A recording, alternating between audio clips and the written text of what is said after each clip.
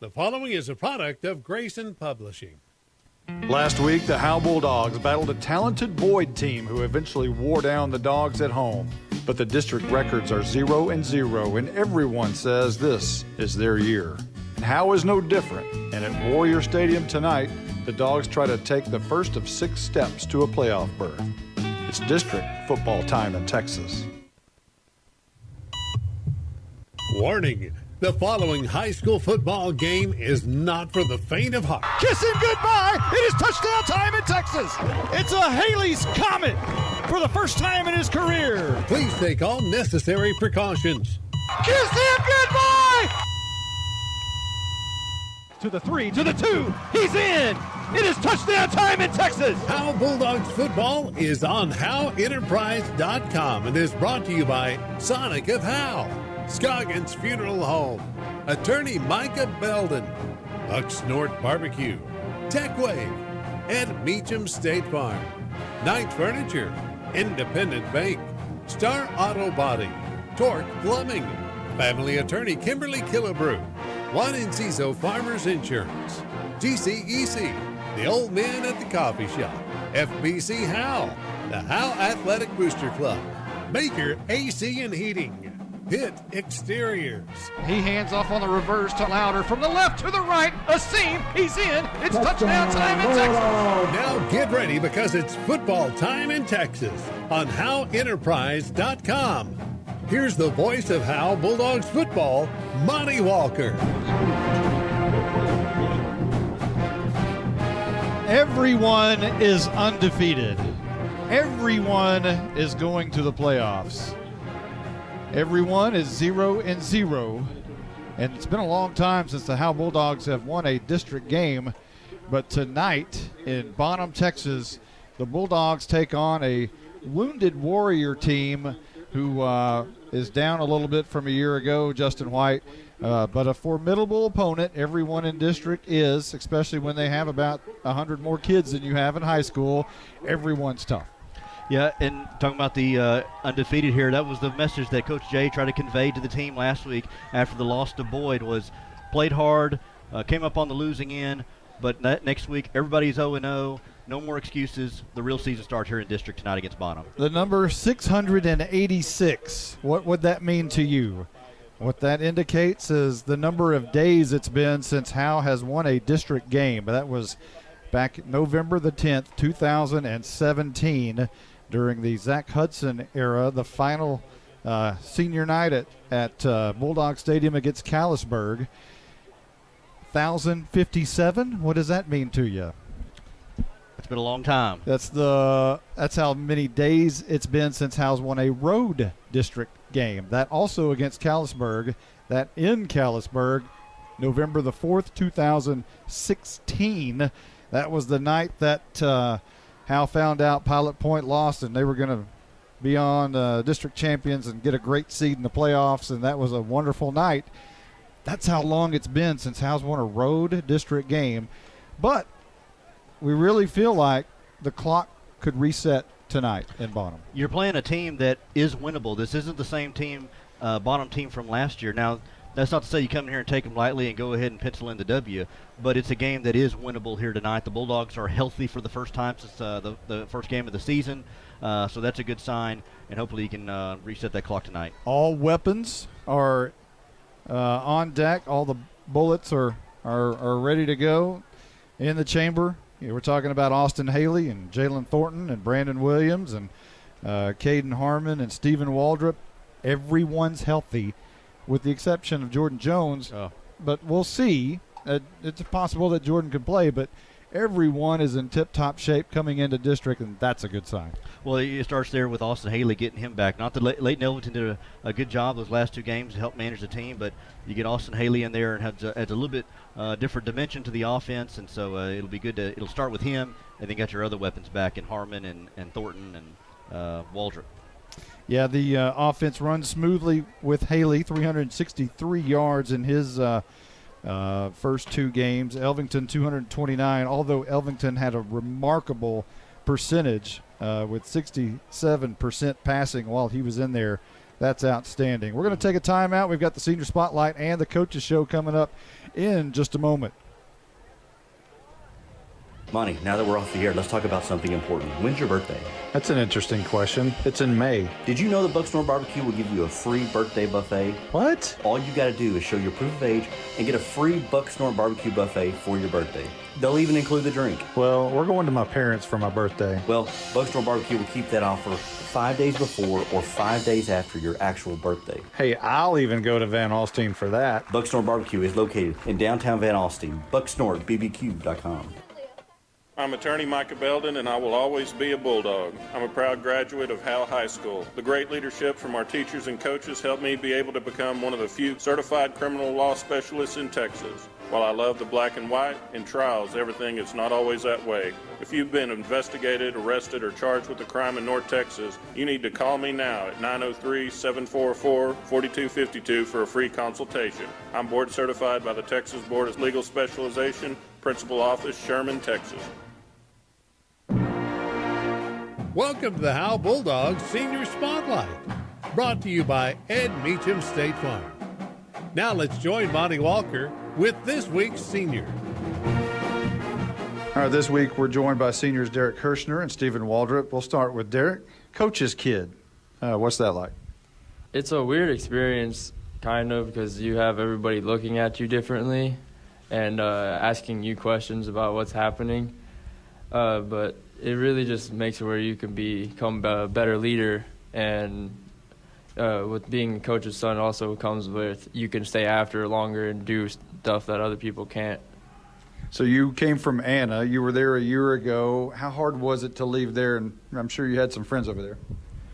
Yeah, I had a lot of friends there. It was kind of hard to come, but family called and my dad wanted me to come here, so family comes first. Are there sports activities that you're going to do here in Howe? I'm going to play baseball, and that's it. You were injured a few weeks ago. Tell us what happened and how are you now? I got a concussion from getting blindsided, and I'm much better now and just ready to get on the field and help out my team as much as I can. What do you expect to see from Bonham? I expect them to be a pretty good team. They're going to be throwing the ball around a lot, but I expect our DBs to do what they do the best and just keep getting the ball off of them and picking it. So you're a new student here. How hard was that coming in? I guess maybe the football team helped that out, but did you fit in quickly here at Howe? Yeah, the football team came up to me really quick on 7-on-7, and they just kind of took me under, and I became really good friends with all of them. So it was really easy to join into Howe.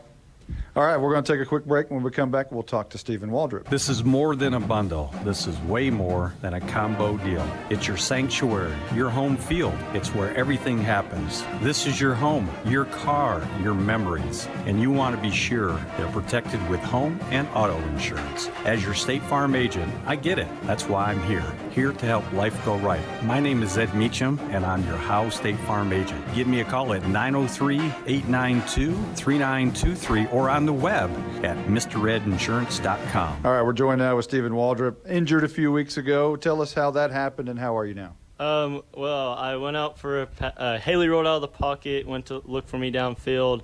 Right before that play, I told him, I said, hey, if you don't have a look for me downfield.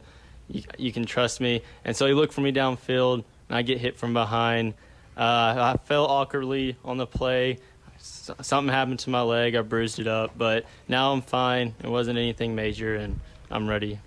You know, we've talked about on the air you being Haley's Gronk, and that's kind of cool, and it sounds like that's kind of playing in with you two as well.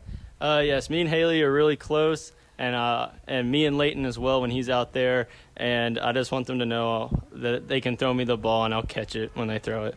Now, you've got a lot bigger since last year. What's the secret? I guess just a work ethic and putting my trust in Coach Jay. Coach Jay always preached last year during workouts. He'd say he wants us to get bigger, faster, stronger, and these are the things we have to do to get to that. And so I believed him, I trust him, I did everything he asked. You're one of the senior leaders on this team. Does that add pressure to you? Yes, it adds pressure because when you're out there on the field, everyone's looking at you, everyone's hoping you play the best out there on the field. Everyone wants you to be a go-to target on offense, be a go-to tackler on defense, and it's just in a way it motivates you as well because you just want to play hard and play hard for the community. So what's your favorite role on the team? Is it that go-to linebacker or is it Gronk? Well, I like the nickname Gronk, and I love catching passes, but I also like cutting pullers, making tackles. So I can't really choose one. If I did, I don't know which coach would be happy on what I chose. So I like them equally, and I mean they both benefit the team equally. And what are your other activities here at Howe? I played basketball years before, and I'm debating on playing this year. Other than that, I just football. Bonham?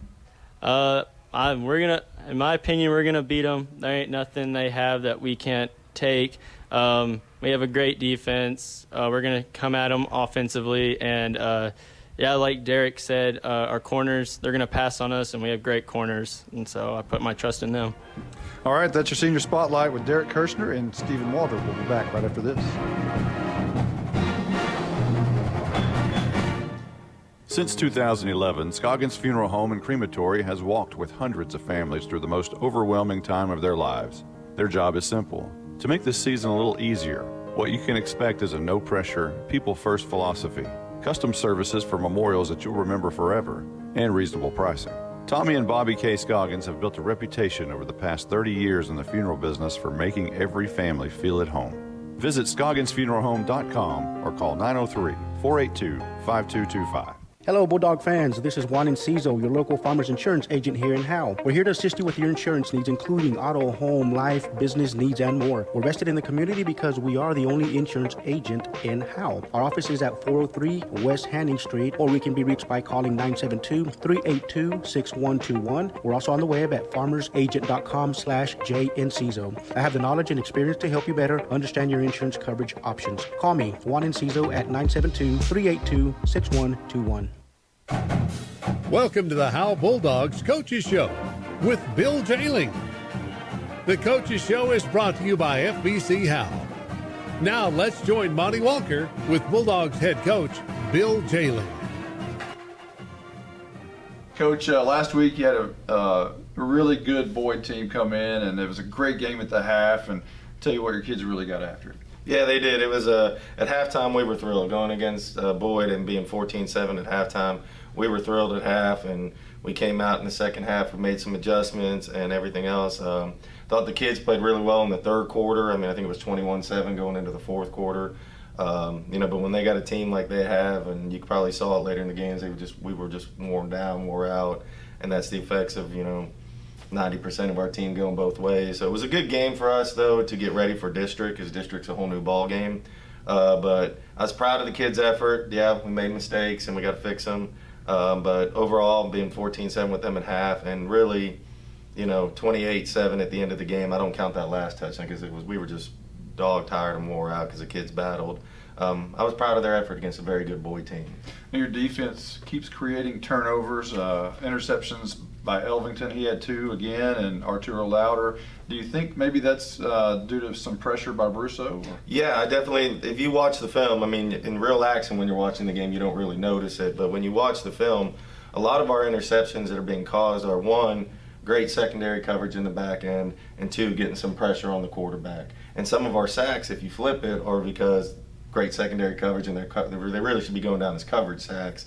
But we always give the credit to the guy that makes the tackle. But no, definitely the things we're doing defensively this year are different, and we're getting a lot of pressure on the quarterback when we need to, and our secondary, the way we're rotating in the back end, has created some opportunities for kids to get turnovers, and it's going. I credit it to what we're doing in practice every day with the DB drills, getting them to turn their hips, using their feet, and everything else. Well, you never want injuries on your team, but if you're going to have them, I guess it's best to have them in pre-district. What you've been able to see from those injuries is other kids step up. How important is that on such a small roster for those other kids to be able to step up like that? It's huge. I mean, it's absolutely huge. And, we're 28 strong when we're 100%. And so, with 28 kids, a lot of kids are going to get opportunities to play as the season goes on. But, yeah, when we've had injuries this year and kids have stepped in, they have really stepped up. Colby Winden has stepped in as a receiver this year and has done outstanding. Some of our kids up front have been moving around from playing guard one week to tackle the next week, or playing Hunter Burso as an example, playing corner one week to playing a strong safety the next weekend, and they've really bought in and stepped up. And it's our mentality is next man up, and when something happens, the next man's ready to go. And I credit that to everything we're doing at practice. I mean, we're making sure everybody knows what they're doing on the game plan, so if their opportunity comes, they're able to step in and get the job done. Well, this is the week across Texas. Every coach kind of holds his breath. Grades came out. How'd the Bulldogs do? Bulldogs did great. Bulldogs did awesome. We didn't lose any varsity players to grades. Everybody passed. Credit that to our faculty and teachers working with our athletes and everything. And we did lose 2 on the JV, 2 freshmen. And I always say, freshmen are always going to have to acclimate to high school. It's a lot different than middle school. But out of 80 kids, we had 78 pass, which is an outstanding percentage for our program. We're going to take a quick time out. We'll be right back. The First Baptist Church here in Howe, Texas would like to invite you and your family to a celebration of our Lord and Savior Jesus Christ. Each Sunday morning at 10:30, we meet for worship at 100 East Davis Street in Howe. Prior to that, we have relevant Bible fellowships for all ages beginning at 9:15. Join us each week to declare the hope that is found only in Christ. Be ready to experience the life-changing power of the gospel. There is only one message for every generation, and that message is Jesus.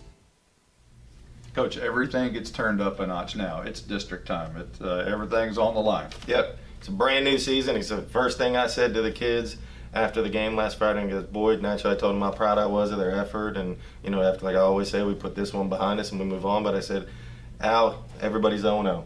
Everybody's 0-0. It's a whole new season now. Now, if our goal is to make the playoffs, we're starting now. As our mission is to get there. And, I went through our district records on Saturday with them in film, and it's wide open as far as I'm concerned. Every team has the ability to make the playoffs. It's now who's going to step up and get the job done in the next 6 weeks. How's the health of the team? Health of the team is good. This will be the first time, I believe, since Ponder that we're going into the game with all 28 suiting out, all 28 playing.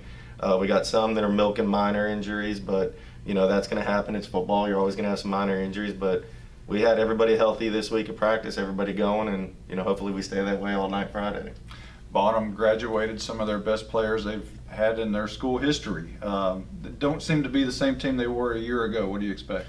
I still expect them to be high tempo and try to score a lot of points. That's just the nature of Bonham right now. But yeah, they did graduate a lot of really good athletes, and they are not the same team they were last year, but they still got some weapons that we have to worry about. And Coach Fish is going to have that team ready to go tomorrow night. There's no doubt in my mind. I have a lot of respect for Coach Fish, and he's going to have that team ready to go. So I do believe we match up with them. I do believe that if we can put 4 quarters of football together, which I still don't believe we've done all year long. We've played a good half. We've played maybe 3 quarters. We haven't put 4 in.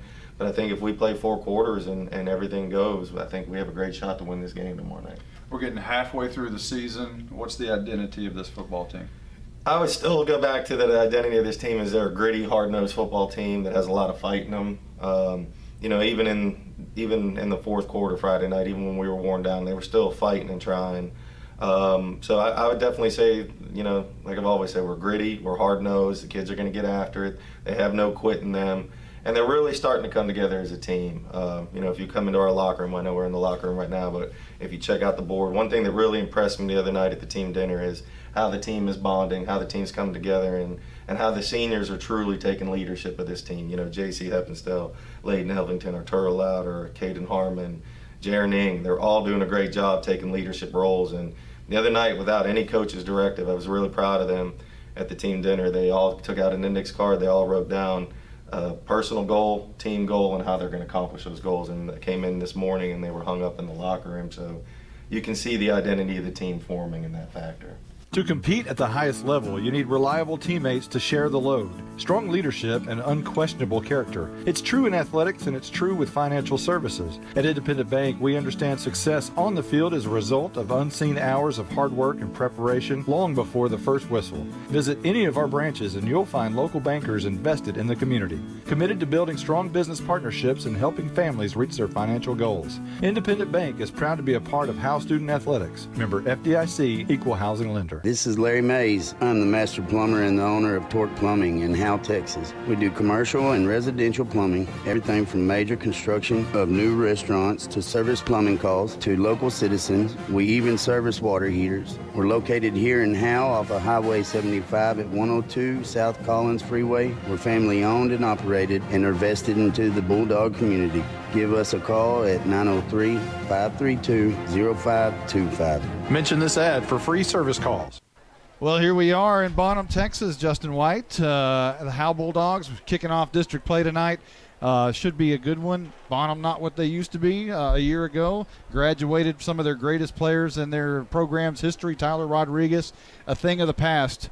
Last time you and I were here was the Bonham-Van Alstyne game when it was the shootout. 73-68, I believe, was the final score, and we did that game here. That was a fun game to do. I mean, there was almost zero defense being played that game. But, yeah, this is a different team this season. They still got a couple of playmakers. I know Jarrell Stewart was a guy that gave the Bulldogs nightmares last year.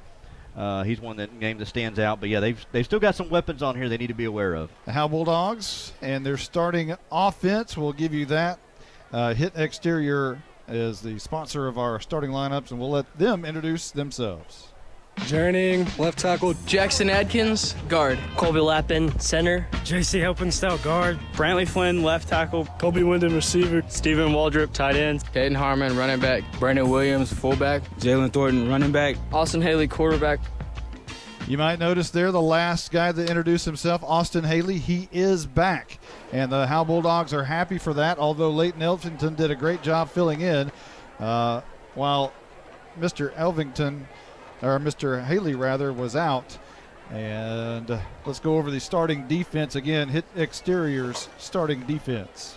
Jackson Adkins, D-end. Journeying, nose guard. Matthew Bearden, D-end. Stephen Waldrop, linebacker. JC Helpenstout, inside linebacker. Brandon Williams, outside linebacker. Jordan Jones, cornerback. Jalen Thornton, corner.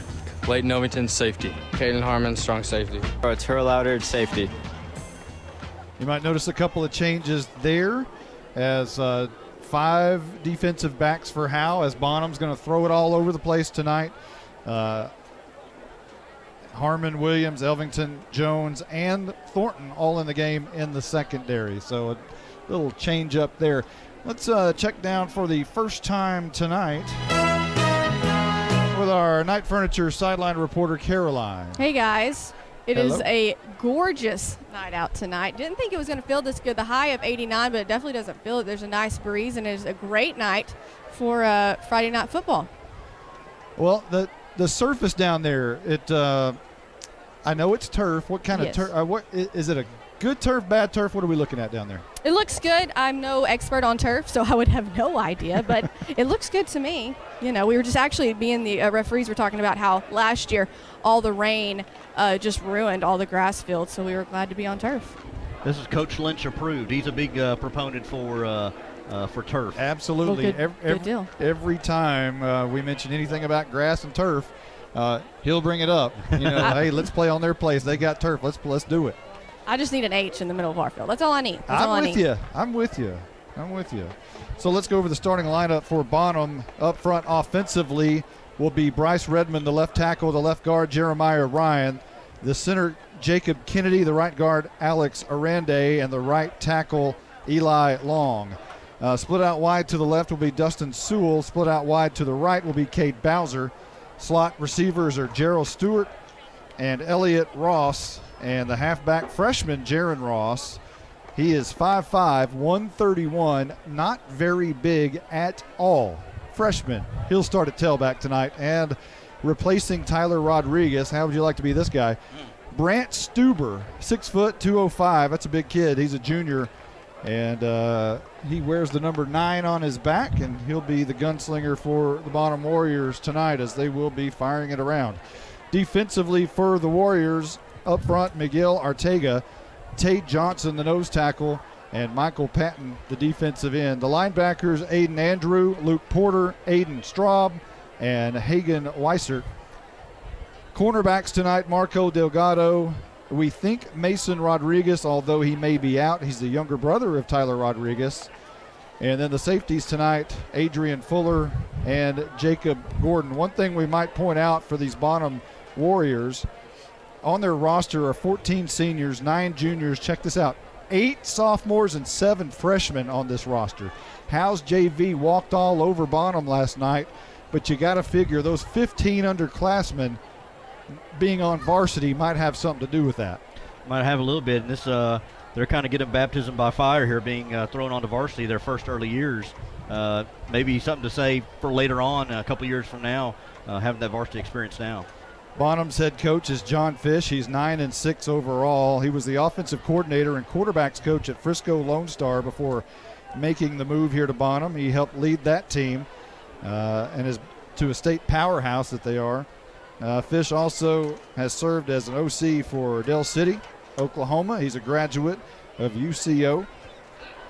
Fish replaced Tony Johnson a year ago, who went 5-26 in 3 seasons, including a 3-7 record in 2017 when Bonham missed the playoffs on a 3-way coin toss and missed the postseason.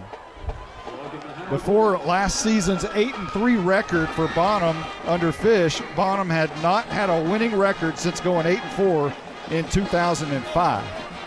And the team's best record was 5-5 during that period back in 2011. On the flip side, Coach Bill Jailing, it's his second year in Howe. He's 12-41 overall, 4-10 here at Howe. You know all about him. He's from San Antonio, transferred up to Pittsburgh, and you see those jerseys that Howe's wearing. They're very Pittsburgh-like with the thick stripe down the side. They're black and white, black and gray, not black and gold, but they have that Pittsburgh look with the stripes. One logo on one side of the helmet. Try not to hold that against him here being a Steeler fan. As you can tell, we're on the home side, and the Bonham Warriors are coming through their tunnel, and their crowd is excited. Howe crowd, a sparing crowd across the way. Hopefully it'll fill in. Looks like we're just about ready for the captains to meet. And it appears for Bonham, it'll be Jacob Kennedy.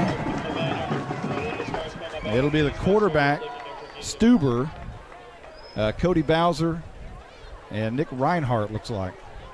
Reinhardt, their kicker, he was a slot receiver a year ago, is on the depth chart as a slot receiver, hasn't started in that position, but he got injured here in that game we did with with Van Alstine and Bonham, and Bonham lost their kicker in that game, and that was tough because Reinhardt's a really good kicker. I was going to say, Reinhardt's got some distance on him. He could be a secret weapon here for the Warriors if it came down to it. So Jaron Ing, Leighton Elvington, Stephen Waldrop, and J.C. Helpenstell, the captains for Howe, and they are at center court. And when we're ready, we'll let Caroline go ahead and put the mic in there. The officials are talking. Scale is tails. That's tails. Visiting team, it's your call. We choose heads. You choose heads. J.C. Helpenstell called heads. It's tails. And it's tails. Your option. Would you like the ball? Say He's yes. talking, Captain, but yes. Okay, that's fine. You take the ball. And Nick Reinhardt says they want the ball. You kick from the clock. Okay, white line up right here. And J.C. Helpenstell says they're going to kick from the clock. So there you have it in live time. And we're just about ready to be underway as they shake hands. And here comes the Bulldogs. Or here come the Bulldogs to their sideline. Here comes Bonham to theirs, and you'll get a ovation from each crowd. We're just about ready to be underway here, Justin White. Yeah, beautiful night for football here. Again, starting the district out here this evening, and this is where it all starts right now, the second half of the season, if you will. We're at the halfway point of the season. This is the 5th game of the season. It goes fast, doesn't it? It does. Man. So we have the whole crew here tonight, but I think we're just about ready for prayer and national anthem. Our crew tonight, Caroline Slauson on the sidelines. We have Blake Burnett, the Blizzard, on stats. Justin White, your color analyst, and Carson Grogan, your spotter and engineer. And we have a moment of silence. please remain standing and remove your caps to honor the flag as the Fighting Purple Warrior Band plays our national anthem. 1, 2, 3, 1, 2.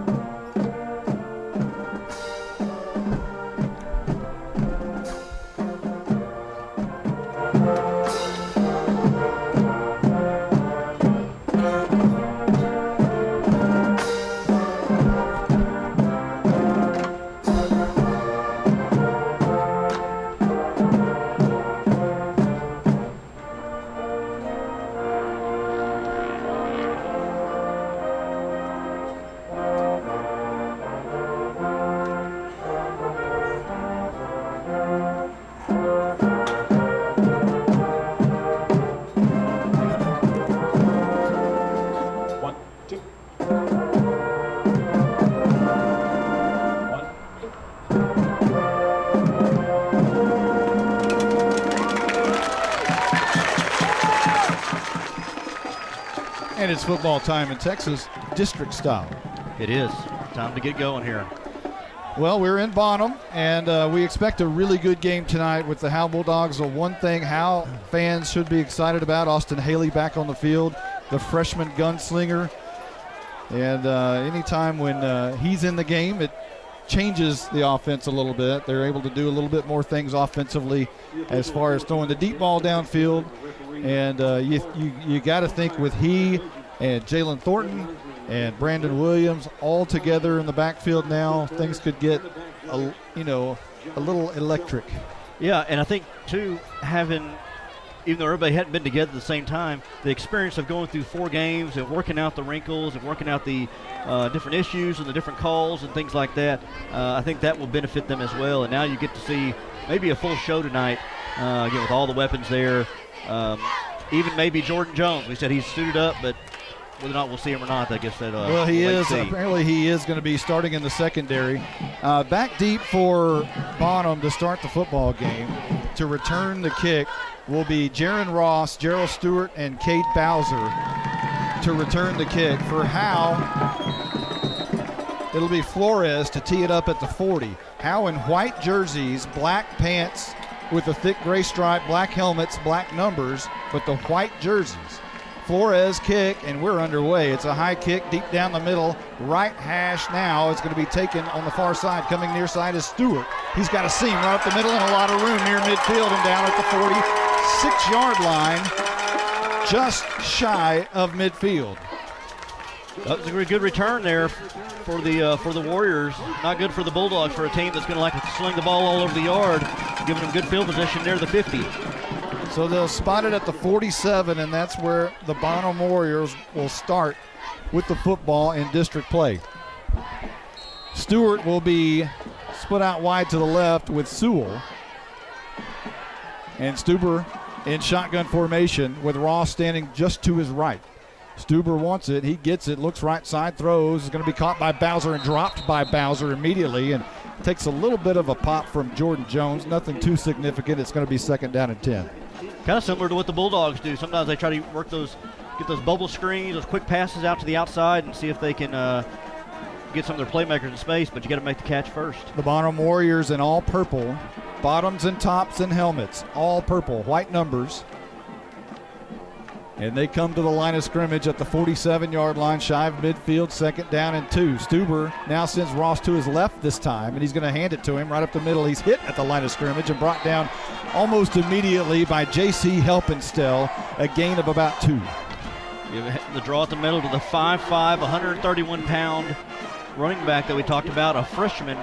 I bet at 5'5", 131 pounds, you got to be able to run fast. The reason you're on varsity as a freshman. Yeah, you would think so. 3rd down and about 8 here for Howe. Bonham traveling west, looking into a beautiful sunset. On 3rd and 8, Stubert drops back, shotgun. Ross to his left, he wants to throw. Right side's going to be caught. Stewart drops it at the 50. It's 4th down. The ball was maybe a tad bit high. Stewart had both hands on it, but it fell incomplete. Yeah, definitely a catchable ball for Stewart there. But yeah, 3 and out now for, I assume 3 and out here. Stewart likes to drop back and punt in this situation. They may pooch punt here. And I think he will drop back. Stuber does drop back, and his heels will touch about the 41-yard line.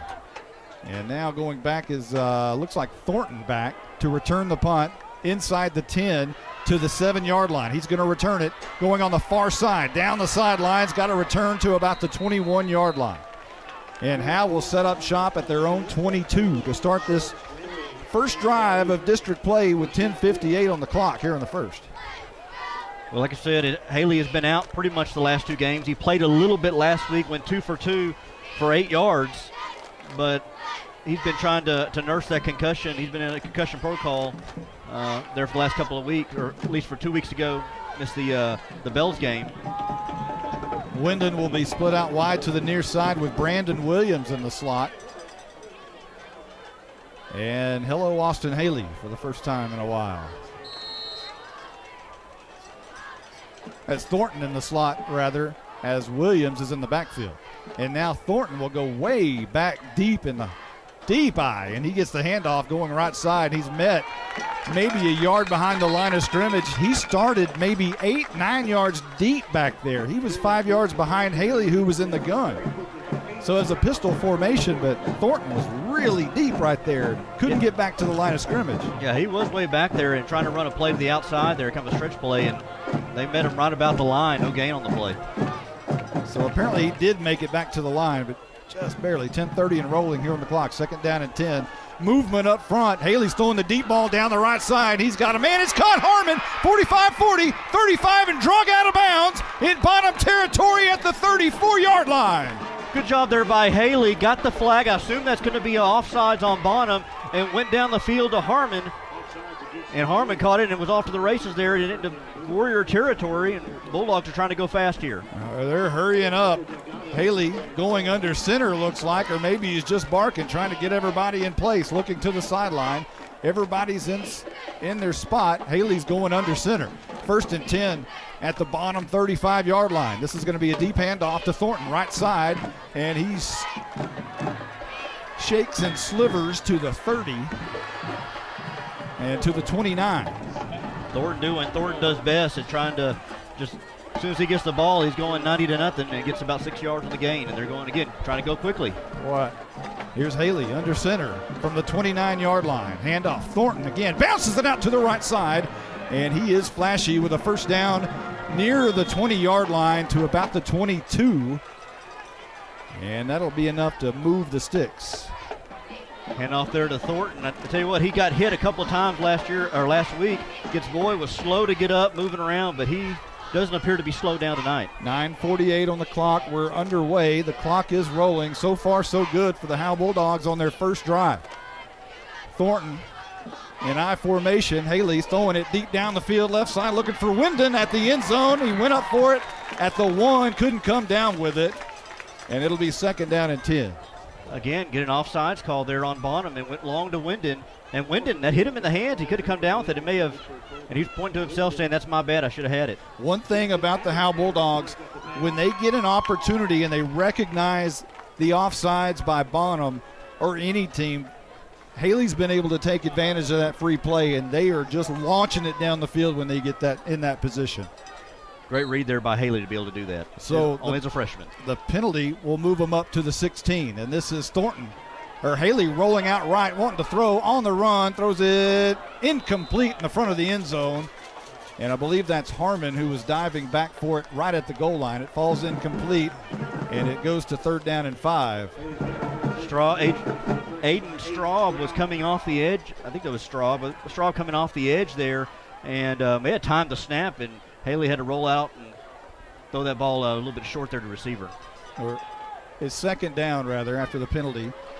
We were talking about field goal situation. They are in field goal range from what we saw in pregame from Kevin Flores. Here is Haley, who will turn around. He'll hand off to Thornton. Escapes one would-be tackler, still moving his feet for a couple of yards near the 15-yard line. I like the rhythm that the Bulldogs are going here. They've been trying to go fast here a few plays, and they get a little gain, and they get the call from the sidelines. It kind of shows the comfortability they have with this offense. Each week, they get a little bit more comfortable. 8th play of the drive, 9:04 on the clock. Haley in the gun, Williams to his right. 3rd down and about 4, and now they look to the side. Near side is Wyndon, Thornton, and Harmon. And here's Haley throwing left side, caught by Williams at the 9, and trying to find his way inside the 7. That might be Thornton, rather. That is Thornton who made the catch to about the 8-yard line, which is very close to a first down, and it is. Thornton, who's been lining up everywhere. He lined up in the slot there that time. He's lined up in the backfield on other plays, but just a quick comeback route and got it to him right there in the slot. Almost got away from the Warrior defender. Man, this is pretty impressive so far. This is. Ball at the 8-yard line, 8:27 on the clock. Howe knocking on the door. Haley in the pistol with Thornton right behind him, and he gets it, turns hand. Thornton shot out of a cannon, spinning his way down to the 5-yard line. What?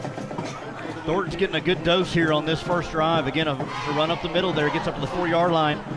It kind of reminds me of a little bit of last year on the first drive of the game. Only 4 carries a week ago for Jalen Thornton. Wow. He's got that in the first drive here tonight. I'm sure the Blizzard is keeping track. So here we go, 2nd down and goal. Haley rolling out right, wanting to throw. And he's got Thornton caught at the 1-yard line. They'll say he stepped out at the 1, at the very corner. And there's a flag in the backfield, so we'll have to check that. And that's, you can't start the flag situation when you're in the red zone. Again, like you say, you remember from last year, the Bulldogs marched the ball down the field on their first drive, got in the red zone inside the 5-yard line, and flags brought them back, and then they weren't able to punch it in. That was last year. Carson Grogan says the flag may be on Bonham in the back of the end zone. We'll see. Holding on the defense. So it was already at the 1, so half the distance to the goal really doesn't matter, does it? At the half-yard line now. And a fresh set of downs, too, for the Bulldogs. You couldn't have written this up any perfectly, Monty. 11th play of the drive for Howe. 7:40 on the clock here in the first. Hey, Carson, give me that. And here's Haley in the gun. That's actually Thornton wanting to run it. And he is in. Touchdown, Jalen Thornton. And touchdown, Howe. And it's touchdown time in Texas with 7:28 left to go in the first as the Wildcat gets it in. A perfectly written script for the Bulldog offense on the first drive. Wildcat by the Bulldogs. Thornton got it. Went right behind his right guard there, helping still, and Brantley Flynn on the right tackle, and plowed his way in. Bulldogs draw first blood. An impressive 11-play, 78-yard drive. Flores' kick is very high, and it's very true. And Howe takes an early lead, 7-0 here at Bonham with 7:28 left to go in the first quarter. We'll be right back right after this timeout. Attention Bulldog Nation. Come down to the Sonic and Howe for half-price shakes after 8. When the Bulldogs are home, they'll even stay open for you rough, tough Bulldogs until 11 p.m. Sonic of Howe is where you get great food and big smiles and a little message for our Howe Bulldogs football players. Go Bulldogs fight, Bulldogs win, win, win. This is how you Sonic. It's not just good, it's Sonic good. You win the most. This is attorney Kimberly Killebrew. I'm a Howe resident with 27 years experience practicing family law. I service the greater North Texas area, including Grayson, Collin, and Denton counties. Call 214-432-1595 to schedule a consultation to discuss your divorce, child support, custody, or family law needs. Mention this ad and you receive a free 15-minute phone conference. In-person appointments are available in Grayson County or our principal office in Plano, Texas. Welcome back. Try that again there, Blizzard. Yeah. I hear it now. There he is, loud and clear. All right. Must have had Caroline turned off, too. I don't know what happened there. Anyway, we're back. 7:28 on the clock. Here's the Tech Wave kickoff, and that one's going to be fair catch is called for, and it is at the 26-yard line, and that's where Bonham will start their next drive from their own 26. We have a hit exterior LLC Scoring drive recap, 11 plays, 78 yards for Howe. Capped off by a 1-yard touchdown on a Wildcat to Jalen Thornton. And Howe leads 7-0. That was your Tech Wave kickoff and your HIT Exteriors scoring drive recap. Pistol formation as Stuber tosses left side to Ross, trying to find the outside corner on the far side, and he's brought down hard after a 1-yard gain. Warriors only had 8 yards rushing last week against Dallas Hillcrest. They're trying to get this running game established again this week. Thornton had 6 carries for 20 yards and a touchdown on the very first drive. It's 2nd down and 9 here, or 8 rather. They'll spot it at the 28-yard line. Exactly 7 minutes on the clock here in the first quarter. Howe leading 7-0. Stuber looking to the side. And finally gets his play call. Sends Ross over to his right side. Drops back in shotgun formation. 3 receivers on the right side. Handoff Ross up the middle. And the ball's on the turf. And Howe indicates that they have it. We got a couple of Air Sigleskis there. Ball is out. Howe has it. And boy, what a start for the Howe Bulldogs tonight. With 6:35 on the clock, they get a turnover and a bunch of Air Sigleskis. How about that? Arturo Lauder with the fumble recovery for the Bulldogs. And yeah, you couldn't have written this up any better. You get a drive down for a touchdown on your first drive, and then you get a turnover on your second defensive possession. So Howe will take it with 6:35, and the greatest news for the Bulldogs is at the 26-yard line, knocking on the door already to the red zone. Let's check down with Caroline Slauson. How's it going down there? Guys, do y'all remember the movie cover of Friday Night Lights when they're walking up, you see the stadium lights? Yes. That is what I see right now. This is a great game. It is so much fun. 1st down and 10. It is fun. Out of the backfield goes Thornton. Williams stays there. Haley in the gun with Williams to his right, now left as he gets the ball coming left. Outside, 25, 20, 15, 10, barreling over a defender, trying to fight his way, trying to get in the end zone, but he's going to go out of bounds just shy at the 2-yard line. A great run by Williams. Williams will run at the middle. He bounced to the outside. That's what he does a lot of times. If he doesn't like what he's seen inside, he'll bounce outside. And he's got a little bit of power with that speed of his. Haley is coming out of the game as they're going Wildcat again. Thornton will be by himself in the gun, but J.C. Helpenstell is back there as well. Helpenstell as a back. And Thornton going to run the same Wildcat play, trying to find the outside. Slips in. It's touchdown time in Texas. He's in again, and the Bulldogs are in command early.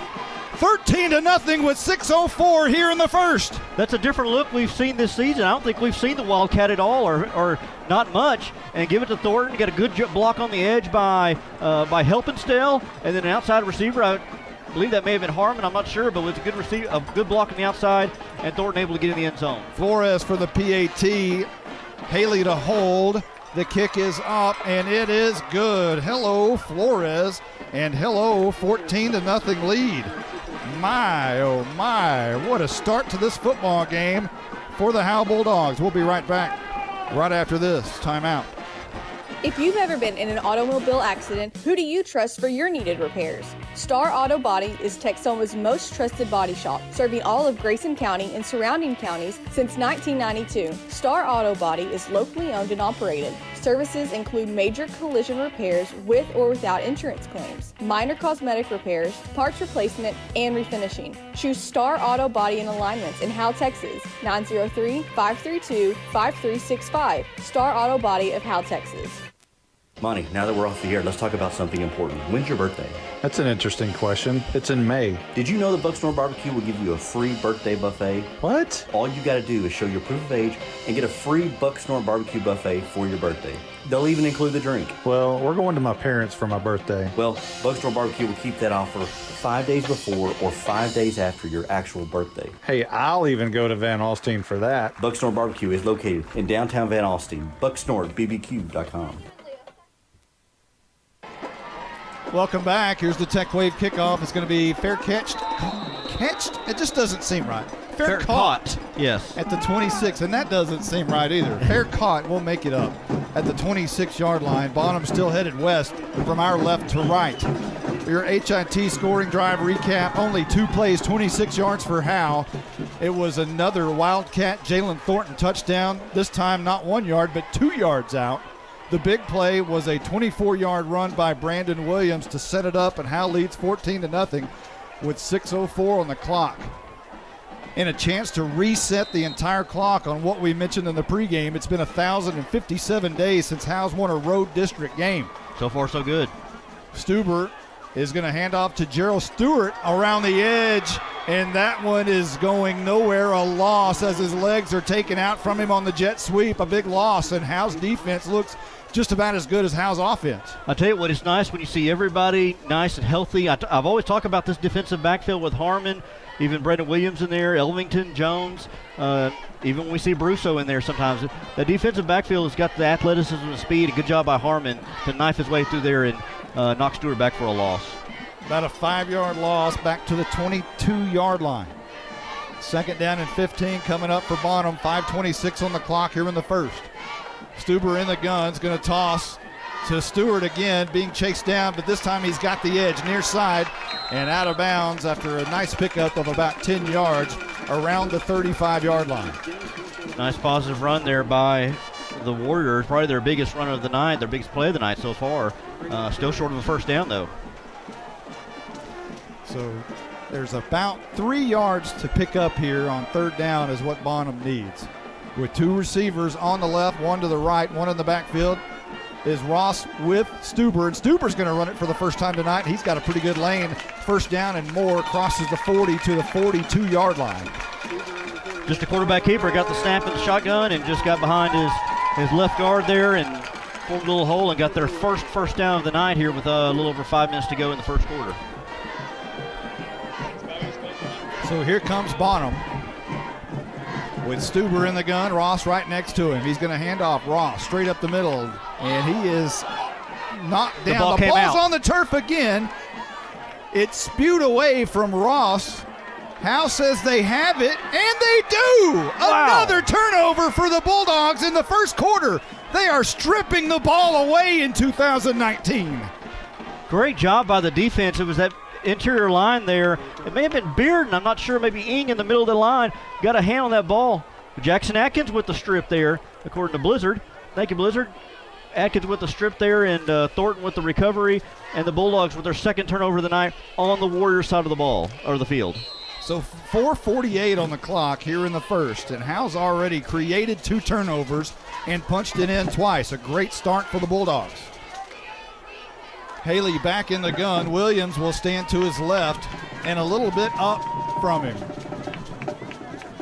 Man goes in motion is Harmon. They fake it to Harmon. They fake it to Thornton. They throw downfield. Williams wide open. 20, 10. Kiss him goodbye. It is touchdown time in Texas. Wow. Man alive. Where has this offense been? White jerseys celebrating all over the place tonight. 4:38 on the clock, and Howe extends their lead 20-0, awaiting this PAT. Williams got back behind the coverage, and there wasn't anybody within about 10 or 15 yards of him. They faked a handoff, faked a reverse there, and then found Williams way back in the back behind the secondary and was able to waltz into the end zone for the touchdown. I noticed, here's the extra point, and that is good. Flores again.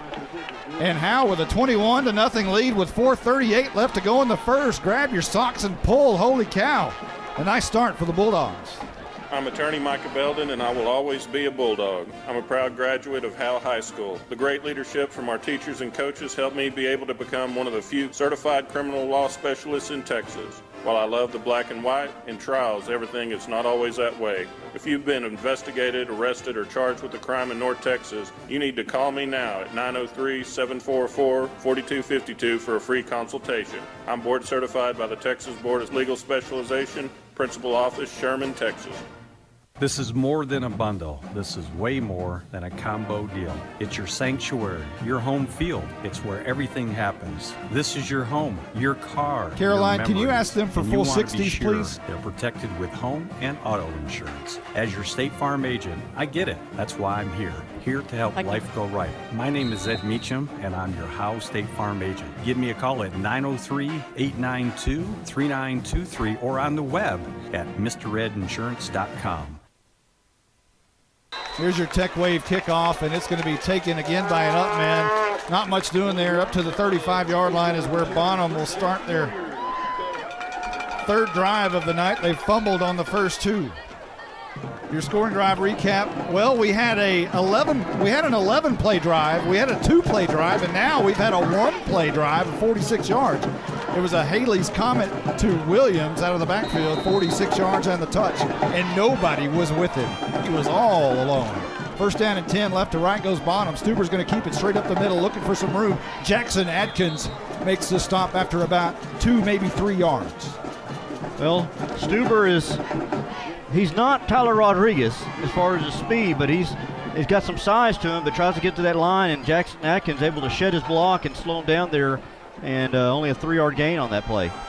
So ball at the 39 on their side of the field, on the bottom side. Stuber in the gun, and he wants to run again up the middle. Being chased down and finally going to be drugged down at the 42 around the right edge of Howe's defense. And right there is Arturo Lauder and company. Again, they're trying to get this running game established. Stuber dropped back and looked for somebody to throw to and then immediately ran. I don't know if it was a design run or not, but he didn't get much on the play. And now they've got a 3rd and 5 here. Another third down for the Warriors. Ball at the 42.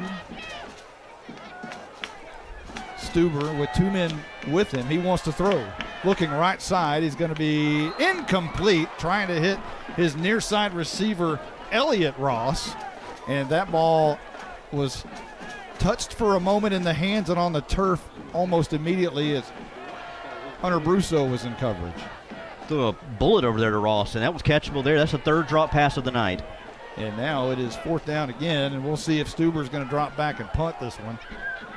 Ball's at their own 42-yard line. You would imagine he would punt this one away, and now Jalen Thornton drops back to return this sucker.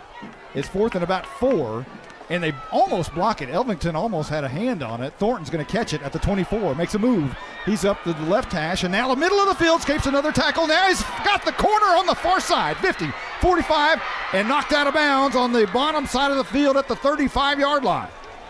There's a flag back near where Thornton caught it around the 36-yard line, and this is probably going to be against Howe.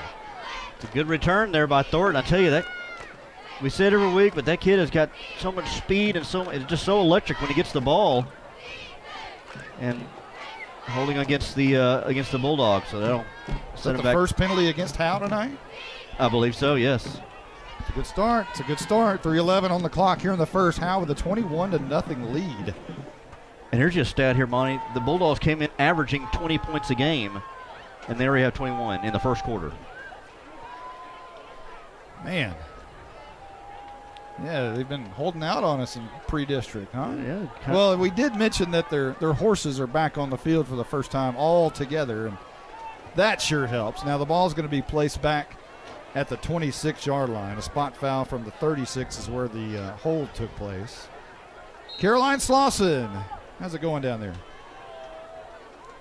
Our Night Furniture sideline reporter. Oh, she's talking again.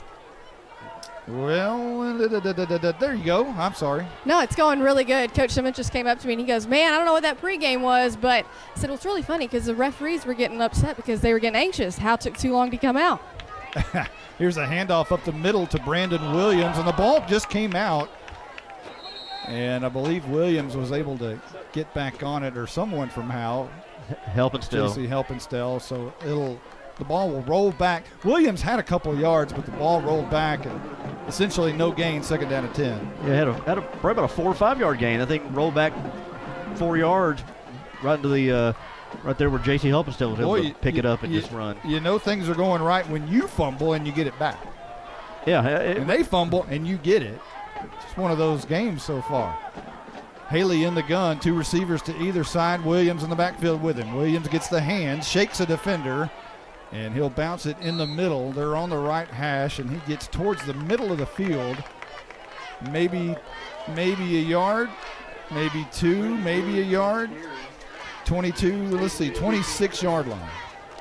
Trying to get this running game going. They've done well with Thornton so far. Thornton's the leading receiver, or leading rusher. Brandon Williams trying to get some yards here on the ground, but only at 1 yard that time. 3rd down and 9. Haley in the gun. Really the first time Howe's been in this situation. Wants to throw deep down the field, looking for a receiver, and he overshoots Wyndon by a good ways, and Wyndon gives a little shove, and now a late flag comes in as Wyndon gave a push to the safety. Something happened out there, and a little push from Wyndon on the defensive back, Jackson Aldine. Or no, is that right? Abbott. I tell you, I'm Mr. Magoo, right? I think it was Abbott, I believe. But that ball was way over the head of Wyndon, not even catchable, and yeah. That's a dumb penalty. Wyndon just pushed him at the end. No need necessary to even do that. Yeah, there was absolutely no need for that. And that'll be 4th down here for the Bulldogs. Personal foul against Howe. They'll back it up. They were already not in great field position here. You hope this isn't a swing portion of the game. Exactly. This could change the field position game. It certainly will change the field position game. As now Howe's going to have to punt with the ball being snapped at the 14-yard line. And you have Jarrell Stewart, who is a dangerous returner for the Warriors. So Thornton back to punt. He stands at his own 3-yard line. A good snap, and the punt's a pretty high kick, a pretty good kick. Stewart back on the own side of the field at the 45-yard line and hit immediately. And man, what a kick that was! And Stewart was met and popped and could not get it past the midfield stripe. I'm telling you, Jalen Thornton is an underestimated punter. That one had some real good hang time and good coverage downfield by the Bulldogs there to keep Stewart with maybe a 3-4 yard return there up to the 49-yard line. Still good, still decent field position because of the penalty by the Bulldogs, but good coverage there by the Bulldogs on punt coverage. Put a star by that punt right there in that play in this situation. Backed up deep in your own territory. You just knew you were going to give up great field position, and to be able to push Bonham back to their own 49 is a miracle within itself. 1st and 10, Stuber, and he's going to run straight up the middle looking for some room and popped up the middle and falls forward for a couple of yards. Not much doing there. 1:34 and rolling here in the first quarter. Howe with a 21-0 lead.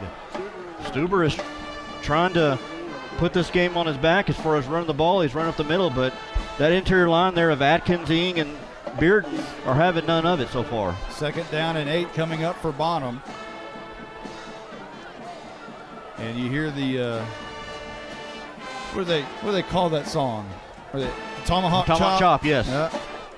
2nd down and 8 for Bonham, and their tomahawk chop. 1:04 on the clock. Handoff. Ross trying to find near side, has his legs taken out from under him by Jalen Thornton on defense. And enough for maybe a couple of yards. Going to set up a 3rd and 5 for Bonham. And Thornton just a little slow to get up there as he took the legs out from Ross. And that's one small guy hitting another small guy, but Thornton may have had a knee to the head or something. Let's give the Howe coaching staff and teachers a lot of credit. 78 out of 80 passed with 6 weeks, so no losses on varsity. Here's a swing out pass, incomplete. Couldn't tell whether he was trying to hit Gerald Stewart right there, or maybe it was Dustin Sewell. They were both in the area. Yeah. I think he was trying to hit Stewart and just overthrew him, but Sewell was right there almost to make the catch on the backside. 4th down, right? Yes. 4th and 5. Bonham looks like they might be going for it. I mean, you're at the point now where you're down 21, Clock is at 25 and it's stopped. They're going to go for it. 4th and 5 on the Howe side of the field at the 46-yard line. Stuber drops back, looks over the middle. It's going to be caught on the left hash, close to a first down. Stewart has it and gets not a great spot. The Bonham crowd is not going to like the spot. He's a yard short. Good tackle there by Jalen Thornton to bring him down. Just, I think he's short of the first down, and they're not going to measure that. Ball goes over on downs to the Bulldogs. I think we are going to get a measure. Are they going to measure it? I think Carson Grogan says they're going to measure it. There's some kind of timeout in the field, but I don't see the sticks coming out. Well, I'll tell you what, we better take one. I don't think there is a timeout. Okay, turnover on downs. Howe has the ball. Here we go. Good stop there by the Bulldogs. 17 seconds on the first quarter clock. We've had 10 possessions so far in the game. We're in the first. Here we go again. Howe moving right to left, still in the first quarter, up 21-0 with the ball at their own 42-yard line. Jones is in for Wyndon, and Haley's going to throw it out right side on the screen play to Harmon, who's got a lot of room down the far sideline. 40, 30, 20. Kiss him goodbye. It is touchdown time in Texas. He got a great block on the edge. It sprung him. One-play drives tonight for the Howe Bulldogs. 58 yards. You get these playmakers in space and get some good blocking, and they got some speed. Harmon, Thornton, all those guys. Harmon right there able to spring free and go for the distance for the touchdown. Howe making a statement in the first quarter. Harmon with the second receiving touchdown of the season. Flores on for the PAT. Haley to hold. The kick is up. The kick is good. And we have a 28-0 game. We just thought we were getting out of the first quarter. 5 seconds left. We'll be right back right after this timeout. Since 2011, Scoggins Funeral Home and Crematory has walked with hundreds of families through the most overwhelming time of their lives. Their job is simple: to make this season a little easier. What you can expect is a no-pressure, people-first philosophy, custom services for memorials that you'll remember forever, and reasonable pricing. Tommy and Bobby K. Scoggins have built a reputation over the past 30 years in the funeral business for making every family feel at home. Visit ScogginsFuneralHome.com or call 903-482-5225.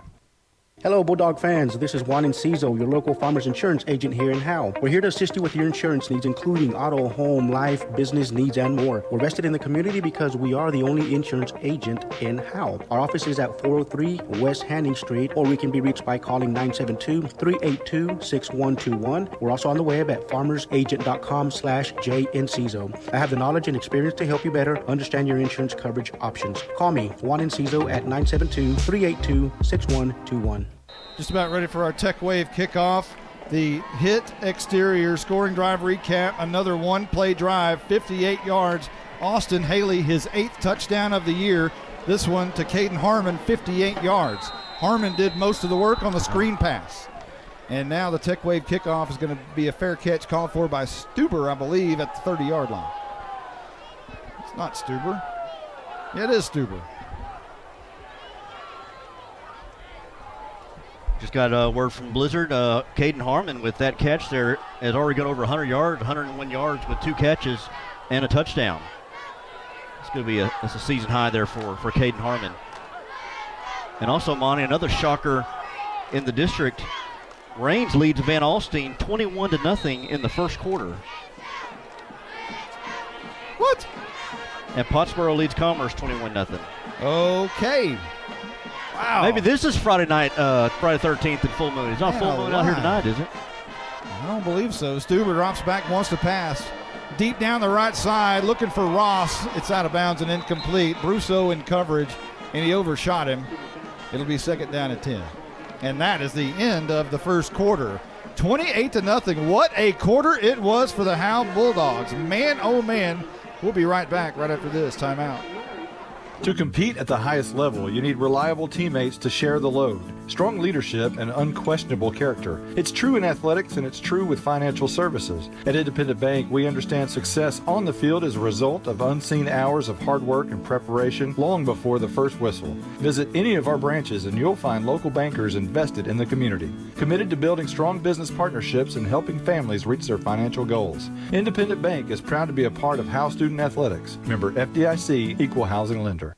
This is Larry Mays. I'm the master plumber and the owner of Torque Plumbing in Howe, Texas. We do commercial and residential plumbing, everything from major construction of new restaurants to service plumbing calls to local citizens. We even service water heaters. We're located here in Howe off of Highway 75 at 102 South Collins Freeway. We're family owned and operated and are vested into the Bulldog community. Give us a call at 903-532-0525. Mention this ad for free service calls.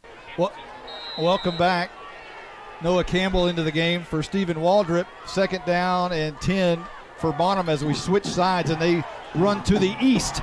And Stuber running a little bit better this way. A gain of about 9 yards will set up a 3rd and short.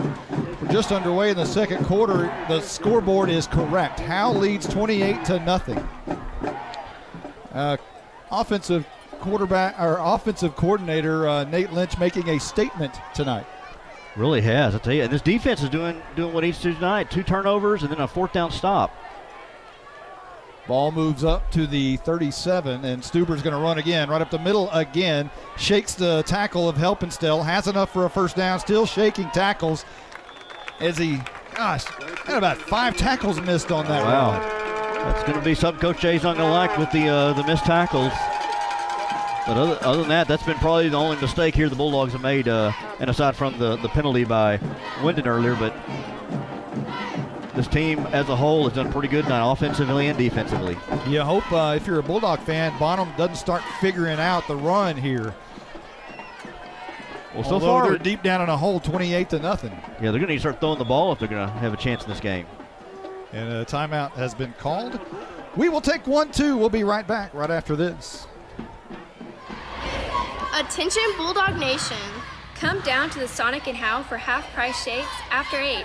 When the Bulldogs are home, they'll even stay open for you rough, tough Bulldogs until 11 p.m. Sonic of Howe is where you get great food and big smiles and a little message for our Howe Bulldogs football players. Go Bulldogs fight, Bulldogs win, win, win. This is how you Sonic. It's not just good, it's Sonic good. You win the most. This is attorney Kimberly Killebrew. I'm a Howe resident with 27 years experience practicing family law. I service the greater North Texas area, including Grayson, Collin, and Denton counties. Call 214-432-1595 to schedule a consultation to discuss your divorce, child support, custody, or family law needs. Mention this ad and you receive a free 15-minute phone conference. In-person appointments are available in Grayson County or our principal office in Plano, Texas. Man in motion for Bonham as we come back. 1st down and 10. Stuber looks to fire it down for Stewart, and it's going to be caught inside Howe territory at the 34-yard line. He threw a bullet on a rope. That's the best pass we've seen by Stuber there, yeah. A little out pattern there and got it to Stewart right there as he's going out of bounds. They're going fast now. Hurry up offense, handoff Ross up the middle, and he's going to fall forward for maybe 4 or 5 yards near the 30 at the 31. You hope that's not a spark for the Warrior offense. They get a big play like that, they like to go fast. 10:35 on the clock. We're in the second quarter where Howe leads 28-0, an explosion of points in the first quarter for Howe. As Stuber stands in shotgun formation, low snap, he digs it out. He's going to take off up the middle, dragging Jackson Adkins, and now Noah Campbell will bring him down at about the 27-yard line. That was a bad snap there that threw everything off for about a second and gave Jackson Atkins the time to shed his block and at least slow him down before Noah Campbell finished him off. Still a gain of 4 will set up a pretty nice situation for Bonham with a 3rd and about 3. Headed towards the east now. You got to think this is 4-down territory for the Warriors on this end of the field. Stuber in the gun, Ross to his left. He wants to throw. Throws a swing pass out to the right over the head of his wide receiver That's Cade Bowser. It falls incomplete, and again, it's 4th and 3. If I'm Bonham, you got to think, man, you need something. Running the football has been pretty good.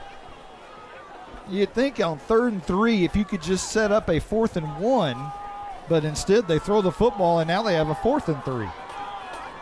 Yeah, they're kind of lost right now. They've had that one play there to Stewart. That's about the only positive play they've had tonight. 4th down and 3. Going for it here in Howe territory at the 27. Stuber wants to throw, setting up the screen in the middle. He's hit immediately. Noah Campbell with a dramatic tackle in the middle of the field on Ross. He goes nowhere, and Howe has a turnover on downs. What a play by Noah Campbell. Campbell just waiting for Ross right there. Ross got the ball in the screenplay, and as soon as he got it, Campbell, he said, just come into my arms, baby, and I'll just bring you down. So there's 9:33 on the clock, and Howe's going to get the ball at their own 27-yard line. Let's check down with Caroline Slauson. How's it going down there? I do have her. After last week's game in the non-sportsmanship, these two teams are playing. I don't know if the coaches talked to Coach Jay this week, and he's kind of talking about how they're going to clean that up. And these teams are playing how they should. Well, they have great leadership, and we'll let you tell a story from a week ago here in a few moments. 9:33 on the clock. Left to right goes Howe. First time in the second quarter. And they throw a swing pass out right. And Thornton, you hope it was an incomplete pass because the ball went on the turf, and it was. Jordan Jones had to go back and recover it, but they blow it dead. It's incomplete, 2nd down and 10. That's one of those screen passes that you got to put some mustard on that too. You got to have a strong arm to throw that screen pass. Yeah, he's throwing from he's throwing from the right hash mark over to the numbers. And so, yeah, you got to put that on a rope. Get that there a little quicker. 2nd down and 10. Howe from the right hash in their white tops, black pants. Haley wants to throw again. And he's got a wide open Jordan Jones, and you can kiss him long gone goodbye. It's touchdown time in Texas. My word. 73 yards. And no one was within a country mile of Jordan Jones. It was a slant, and he got behind the coverage. I think there was a mix-up there in coverage, a blown coverage there by the Warriors. And, yeah, there wasn't nobody even close. And he was able to just go off to the races and nobody able to touch him. It's another long touchdown for the Warriors, or for the Bulldogs. You know what? We saw 73 points here last time we were here. My goodness. Something about this stadium. Haley to hold, Flores to kick. The PAT is up and good. Hey, give Haley a lot of credit there. That was a bad snap. He somehow fielded it, put it on the tee. Howe's got a 35-0 lead with 9:16 left to go in the second. Yeah, that's right. We'll be right back right after this. At Grayson Cullen Electric Cooperative, GCEC, we have been around for over 80 years and are governed by 7 principles: open and voluntary membership, democratic member control, members' economic participation, autonomy and independence, education, training, and information, cooperation among cooperatives, and concern for community. One of our communities is Howe, Texas, and GCEC is proud to support the Howe Bulldogs.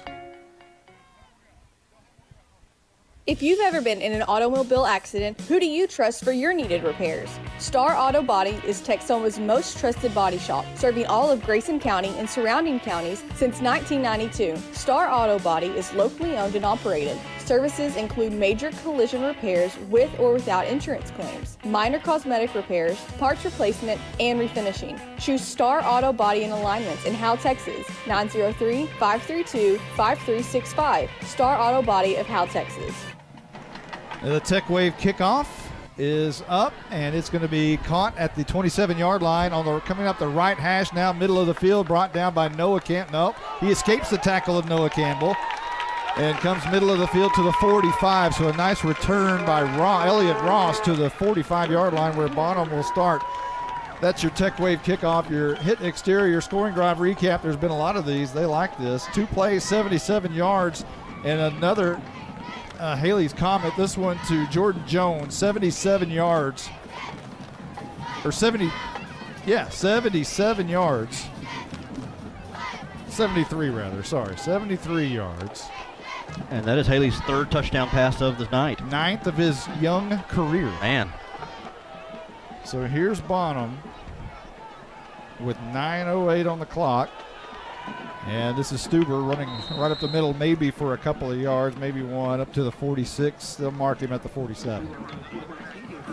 Stuber again with the quarterback run up the middle. And that's pretty much been him and Ross trying to find something here in the run game. We have a Carson Daniels spotting. He's in at linebacker for Helpenstell. And Stephen Waldrop back into the game at linebacker. 8:38 on the clock, rolling here in the second quarter. Bonham is going to hand off to Ross, being chased down, but he escapes the tackle. He's got a lot of speed. The freshman has some quickness, and he's going to pick up 5 yards there on the Howe side of the field to the 47. Waldrop came on the blitz there, was trying to either tackle either Stuber or Ross there, and Ross got the handoff and went around the right side, and Waldrop tried to stay with him, but Ross left him in the dust. Bonham's best quarter of the year is this second quarter. They've scored 39 of their 106 points on the season in this quarter. Now Ross comes from the backfield to the left wing, and whistles blow, and a timeout's been called by Bonham. We'll take one too. We will be right back right after this timeout. This is attorney Kimberly Killebrew. I'm a Howe resident with 27 years experience practicing family law. I service the greater North Texas area, including Grayson, Collin, and Denton counties. Call 214-432-1595 to schedule a consultation to discuss your divorce, child support, custody, or family law needs. Mention this ad and you receive a free 15-minute phone conference. In-person appointments are available in Grayson County or our principal office in Plano, Texas. Monty, now that we're off the air, let's talk about something important. When's your birthday? That's an interesting question. It's in May. Did you know that Bucksnor Barbecue will give you a free birthday buffet? What? All you got to do is show your proof of age and get a free Bucksnor Barbecue buffet for your birthday. They'll even include the drink. Well, we're going to my parents for my birthday. Well, Bucksnor Barbecue will keep that offer 5 days before or 5 days after your actual birthday. Hey, I'll even go to Van Alstyne for that. Bucksnor Barbecue is located in downtown Van Alstyne. BucksnorBBQ.com. Signs of life from the Bonham crowd on that play. One of the first times tonight as Stuber runs for a first down right up the gut. And here comes Bonham pretty fast. And there's a swing pass out near side to Bowser. And it appears that Anthony Louder is down, and he is, Arturo Louder. They're calling him Anthony. Anthony's coming years later. Yeah. Arturo Louder is down, and he is kind of grabbed at his knee a little bit when he went down. Coach Jay's coming out to check on him. So the ball will be placed at the 32-yard line. So a nice pickup there. Bulldog defense needs to stay strong here. You talked about 39 points in the second quarter. Maybe this is where Bonham has shown they make their adjustments. While we're no, he's going to get up. There we go. You know, it's a golden rule. Every time you say, well, we're going to take a timeout, they always pop up. It's like they hear you. That's what you want to do is just automatically go say, we're going to take a timeout, because they always pop back up, and you know they're okay. So and Louder, that's a good way to do it. And he trots off the field. So that's good to see. So here we come with Bonham, second down, and we're going to call it about 5 at the Howe 32-yard line. Stuber in the gun, Ross to his right. And he's going to hand off to Ross. A big seam up the middle, being chased down by Matthew Bearden. Breaks the tackle of Thornton down the sidelines, and finally tackled at about the 12, I believe, by Jordan Jones. A draw at the middle to Ross, and we finally see the speed of him when he gets in the open field, and kid can fly. Gain of 20, and here comes Bonham quickly to the line of scrimmage. Stuber on the swing pass near side. Bowser has it, escapes the defender. He's got the 5, brought down hard right there by Caden Harmon. And now a flag comes in late. And apparently it's going to be on Bonham. Kid, does he not have a helmet? The Bonham coaching staff is over there quickly to try to get things under control. Dustin Sewell doesn't have a helmet, and coaches are trying to get him under control. He's not happy about it either. His helmet, he's saying his helmet got ripped off. And Coach Fish is saying, hey, get back over there. Meanwhile, the ball is at the 5. Yeah, at the moment. And that was just a quick swing pass there to the receiver, and the Warriors trying to go fast after these big plays, that long run there by Ross, and they try to move quickly here, see if the Bulldogs, as the Bulldogs were on their heels. So is this going to be against Howe, or is this against Bonham? There's no indication yet, but the official is talking to Coach Fish, and he's standing like he's about to, go half the distance to the goal right here. The way he's indicating the line judge, the officials. While we're doing this, we'll give you the officials tonight. They're out of the Dallas chapter, I believe. Bob Clark is the referee. The umpire, Brian Range. The back judge is John Selmeyer. The line judge is Travis Sinclair, and the head linesman is Jeffrey Glidden. I'm going to say that's Brian Bunge is the umpire, and not Brain. He actually told me what his name, how to pronounce his last name, and before the game I couldn't tell you how to do it right now. I totally forgot. I'm gonna give. It was weird. I'm gonna give dibs to Carson Grogan here, who wrote out the referees, and he wrote Brian Brain. I like that. Brain. Brian Bunge is what it says on our card that. Hey, Caroline, while we're waiting on the officials to sort this out, maybe I should have done this a moment ago because maybe they're getting it under. Talk to us about what you saw last week with the officials. Yeah, guys, last week we saw a lot of the official, not calling plays that we thought we should have and sportsmanlike, things like that. And Howe was doing the same thing. There were 2 different points where Coach Jay really got into the guys about their unsportsmanlike conduct, how we don't play like that, and also to the referees, that they should call plays.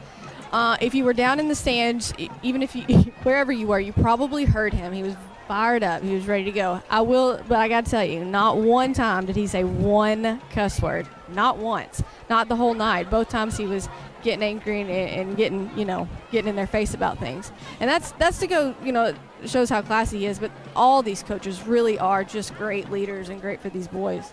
That's impressive. That's impressive. Pretty good self-control. It is. It really is. So here is the call is going to be against Bonham. Unsportsmanlike conduct against the Warriors. So they had a good situation at the 5-yard line. So it appears that they're going to be back at the 20. It appears. And they were moving the ball. Yeah, absolutely. 7:07 on the clock, meanwhile, here in the second quarter. Howe leads 35-0. And the ball will be spotted at the 20-yard line, just as we thought. I heard, guys, what happened was number 17 on Bonham threw a punch to Howe. But the umpire said he missed. So. All right, well, good. All right, ball at the 20. Here we go, 7:03. Now the clock starts winding, under 7 minutes. It is second down and 18 for Bonham. Stuber in the gun. Stewart in motion from left to right. And they want to look that way. Under pressure, Brusso. Middle screen to Ross. Breaks a tackle. He's got some room. Middle of the field, 5. And he's going to be close to the touchdown, but down at the 1-yard line.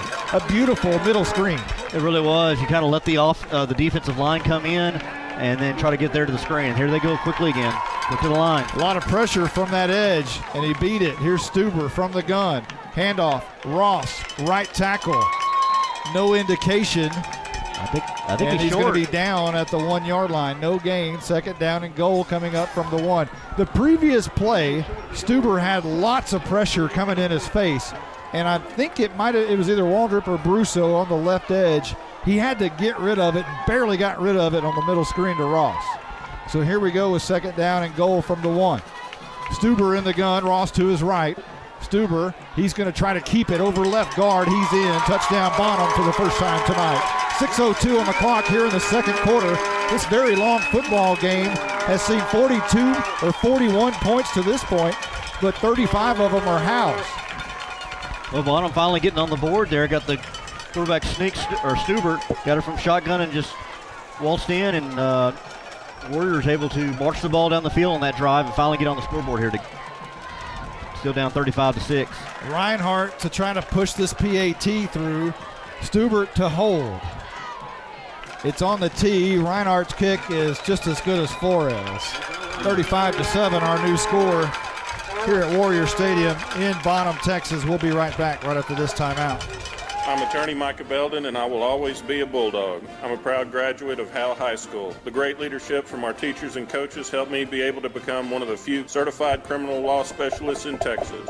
While I love the black and white, in trials, everything is not always that way. If you've been investigated, arrested, or charged with a crime in North Texas, you need to call me now at 903-744-4252 for a free consultation. I'm board certified by the Texas Board of Legal Specialization, Principal Office, Sherman, Texas. This is more than a bundle. This is way more than a combo deal. It's your sanctuary, your home field. It's where everything happens. This is your home, your car, your memories. And you want to be sure they're protected with home and auto insurance. As your State Farm agent, I get it. That's why I'm here to help life go right. My name is Ed Meacham, and I'm your Howe State Farm agent. Give me a call at 903-892-3923 or on the web at mredinsurance.com. Welcome back. We're just about ready for the Tech Wave kickoff. The hit exterior scoring drive recap for Bonham. It was 7 plays and 45 yards. Oh, I take that back. 55 yards. And it was a 1-yard touchdown by Brent Stubert that punched him in. And Bonham's on the board for the first time tonight, 35-7. And we have 6:02 on the clock here in the second quarter. Your Tech Wave kickoff is in the air. Reinhardt boots it. It's going to go out of bounds. And a flag is down, obviously. Harmon was in pursuit of the ball, but wisely just let it hit about a yard out of bounds. It'll be good field position for the Bulldogs here with 6:02 left here in the first half. You think we'll be here for a while tonight? At this rate, yeah. There's something about this field, I guess. I guess it's the turf. Maybe it's the turf. A lot of points always scored on this field. 73 points we saw Van Alstyne score here last year. Mm-hmm. And Bonham put up 68. Mm-hmm. Like a basketball game. So, Bulldogs coming back out on the field. Now we have a player checking into the game who is 6'7", 390 pounds, playing nose guard for Bonham. Lappin's going to have his hands full. And here's Haley. He's going to hand off. Jalen Thornton shaking, juking, jiving at the 40-yard line. Gain of 5. And he looked like Tony Dorsett for a moment there. And he gets up slow. Thornton got that outside run. Yeah, he's shaking and baking there, trying to make somebody miss. At least he was able to get a 5-yard gain on that one. We said Thornton's the leading rusher on this team, and he's shown that tonight so far. So he and Williams in the backfield here. Haley going under center. 2nd down and 5. And Bonham may have jumped off. Haley going deep ball down left side, looking, and that's going to be another flag, you would think. Looking for Wyndon on the far side, and there's your flag. So Haley, with an immediate notice that he got a free play, went air ball left side looking for Wyndon, and that drew the pass interference. Yeah, and I think McFarland, who was the nose guard we talked about, just subbed in, was the one who jumped off sides. And yeah, good job, good awareness by Haley to go long there to Wyndon, and then also to draw the pass interference by the Warriors. Guess you take the better of the two. We'll see what happens here. Surely you take the pass interference. Yep. So that'll move the sticks into Bonham territory to the 45. So now on the plus side of the field. Howe with a fresh set of downs, 5:23 on the clock, leading 35-7. We're just in the second quarter. Holy smokes. Haley under center, and a slot T look, wing T look, and this is going to be a handoff to Thornton. And he's got 3, 4, close to the 40, and it takes 10 Warriors to bring him down at the 42-yard line. I like the variety of this offense here. They're not always in the shotgun. That time they went under center. Sometimes they're, like as you said, they have a slot T formation. That was a wing T look. Wing T there. And so different looks there, and they're moving different players around. They put Thornton sometimes in the slot. He's in the backfield. Harmon sometimes in the backfield.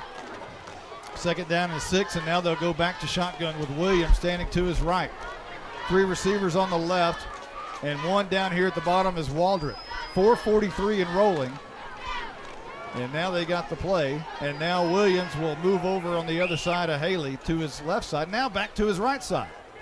Musical chairs in the backfield. Handoff, and whistles will blow before this one can get underway, and must have been delay a game. Too much movement.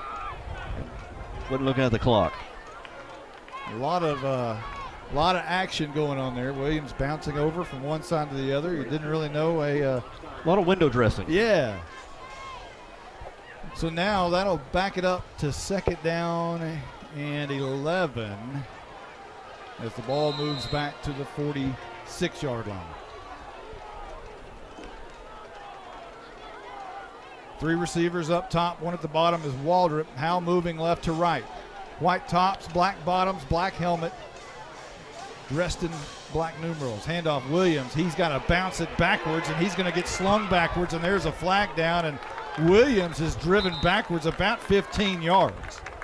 But there's a flag down. We'll have to check that. You got wrapped up pretty quickly there by number 55, linebacker. And I wonder if this is a face mask on – that's what I thought, but they're going to call a holding. It's going to be a holding call against the Bulldogs. They'll decline the penalty since it was a big loss. Or rather, no, they're going to take it. Okay.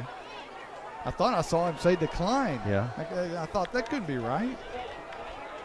They did decline. I saw the decline too. So that's going to bring. Is that the down marker says 2nd down? They still haven't picked up the flag either. I'm a little confused.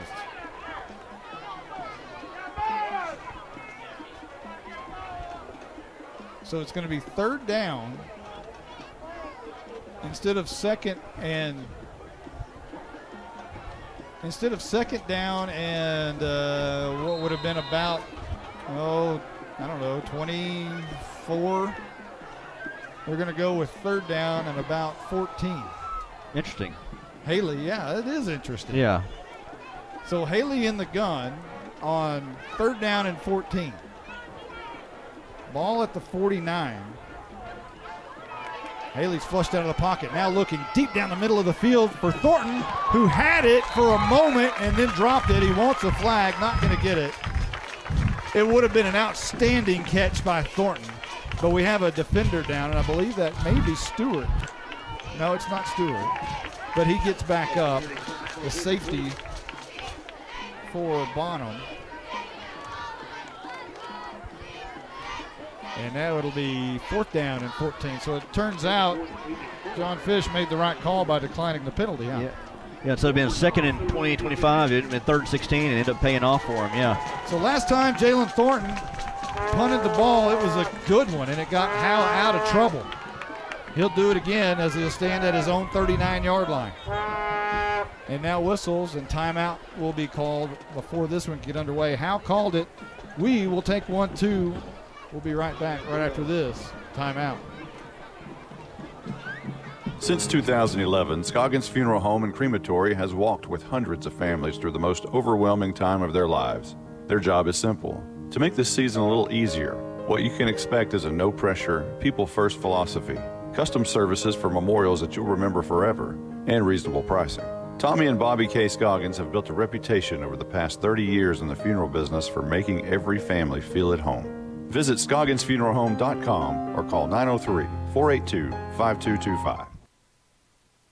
Hello, Bulldog fans. This is Juan Enciso, your local farmers insurance agent here in Howe. We're here to assist you with your insurance needs, including auto, home, life, business needs, and more. We're vested in the community because we are the only insurance agent in Howe. Our office is at 403 West Hanning Street, or we can be reached by calling 972-382-6121. We're also on the web at farmersagent.com/JEnciso. I have the knowledge and experience to help you better understand your insurance coverage options. Call me, Juan Enciso, at 972-382-6121. Wow, this game's getting boring, Justin. Wow. Not when the Bulldogs are winning. I'll take a slow win with the Bulldogs winning over anything. 3:58 on the clock here in the second. Thornton to punt this one away. It's a low end-over-end kick that goes right out of bounds. That's not a great kick, but it didn't need to be, as Bonham still trapped deep in their own territory near the 30-yard line. We'll see where they mark it.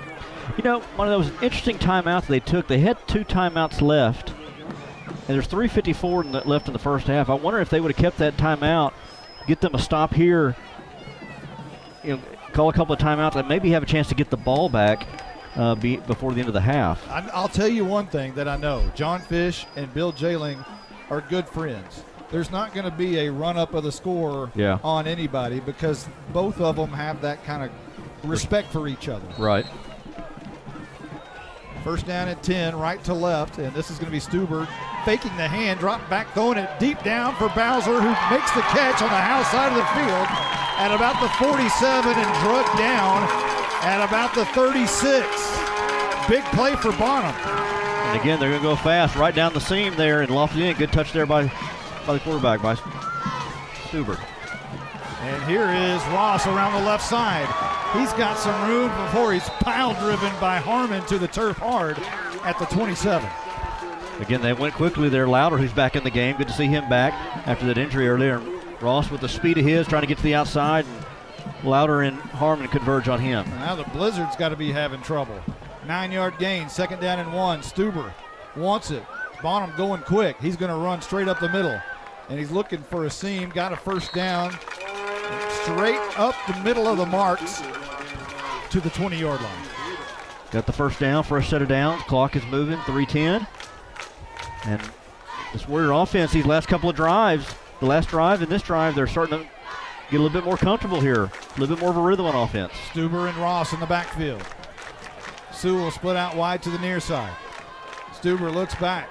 Now throwing it to Sewell, and it's incomplete. And he was actually trying to hit Stewart, who came across. And 2:52 remaining here before half, and it's going to be second down and 2. Well, they got quick here. Now they've started to slow it down, and maybe the best thing for the Warriors, kind of slow it and make important decisions here in the end of the half. You get you a touchdown right here, and you're down by 21, and you're still got a whole half of football left to play. Fifth play of the drive for the Warriors. Moving right to left at the Howe 20. Stuber. He's going to run it again, this time over right tackle, and he's got about 3 yards, or 4, to the 16. Stuber and Ross, a nice little 1-2 punch here, running the ball. Again, they only had 8 yards rushing last week, so they're trying to establish that run game. They've done a little bit better job here tonight. Will Fleming checks into the game for Jaron Ing at nose guard. 2:29 on the clock. It's rolling. And Bonham's starting to take a little bit of time now getting the play in. Catching their breath a little bit, perhaps. Third down and 5. 2:19 and rolling. Stuber in the gun. Wants to run up the middle. Not much doing there, and he's drugged down hard. Jackson Atkins. Atkins and Helpenstell in on the tackle, both of them. Right there clogging up the middle, Helpenstell meeting the hole. And this is a big fourth down here for the Warriors. 4th and 5 as we are under 2 minutes. Would you dare put an automatic 3 on the board? You got a great kicker, but down by too much, I would imagine here. $1:46 on the clock, going for it, 4th and 5. They need points. Stuber and everybody looks over to the coaching staff on the sidelines for the play. On 4th down and 5, they're trying to get the exact play. I suppose they don't call a timeout here. 1 second on the play clock, and they do call a timeout. We will get one in as well, and we'll be right back right after this timeout. To compete at the highest level, you need reliable teammates to share the load, strong leadership, and unquestionable character. It's true in athletics, and it's true with financial services. At Independent Bank, we understand success on the field is a result of unseen hours of hard work and preparation long before the first whistle. Visit any of our branches, and you'll find local bankers invested in the community, committed to building strong business partnerships and helping families reach their financial goals. Independent Bank is proud to be a part of Howe Student Athletics. Member FDIC, Equal Housing Lender. Welcome back. The Dogs coming back out on the field. Bonham still talking about it. 4th and 5. Whatever you got up your sleeve, you're going to show it right here. If you got a play to run, some kind of a reverse halfback pass, anything and everything is what you got to be ready for on the defensive side of the ball. And Coach Fish is offensive. He's been an offensive coordinator before, so this is his game right here. This is his niche. They're opting for 3 points here. Reinhardt's going to try to attempt this 32-yard field goal. You watch for the fake here. From near the right hash, Stuber to hold. It's on the tee. Reinhardt's a banging line drive kick is no good. And they come up empty with 1:23 on the clock before the half, and Howe's 35-7 lead will hold. That's going to be interesting when at the end of this game, whether they win or lose. That'll be something to look at back for, or if they lose especially, that's going to be something for Coach Fish to look back at. Is if you could you have gone for 4th and 5 there and try to get the points instead of going for 3 and then you come up empty. You know, we mentioned that it's an automatic 3 points from Reinhardt. That's just rare for him. It really Such was. a really good kicker. So now, Justin, we're on the second side of the sheet. Not that anybody at home really cares, but we're not even to half, and I'm having to flip the sheet, so here we are in this kind of situation again. Howe with the ball. 1:23 to go. I'm going to run out of room. I only have 30, drives? We're at 16. Here's a handoff over left tackle, and good for about 5 yards. Is that Harmon? Well, it was Thornton with the It was run. Thornton with the run. Haven't seen Harmon out of the backfield yet tonight. Howe started at the 20, now up to the 25, and this is Thornton again, left side, on the far side, another 5 yards, and it looks like a first down for Howe. And the good thing is he got out of bounds there, so you got under a minute to go. I thought he got out of bounds. There's not stopping the clock. And you've only got one timeout. And now they're stopping the clock. No, the clock's still rolling. 39, now it stops. About 12 seconds ran off the clock there. At least 12 seconds ran off the clock. And I think the official's trying to get him to put some time back on there. So Thornton got the run, went out of bounds on the far side. Well, I thought he went out of bounds and close to the first down marker. I don't know if they haven't signaled whether he got the first down. And the clock kept rolling. 51 seconds. There we go. So they put 11 seconds back on the clock, and here's Howe with a fresh set of downs at the 30. One timeout in their pocket, 51 seconds to go. They're going to get the ball back to start the second half. You can put it almost away with a score right here. Haley is going to hand off to Thornton. Left side, trying to escape, does for a moment. Another 11-yard gain for Thornton, and we're at 43 seconds. Clock will stop momentarily to move the chains.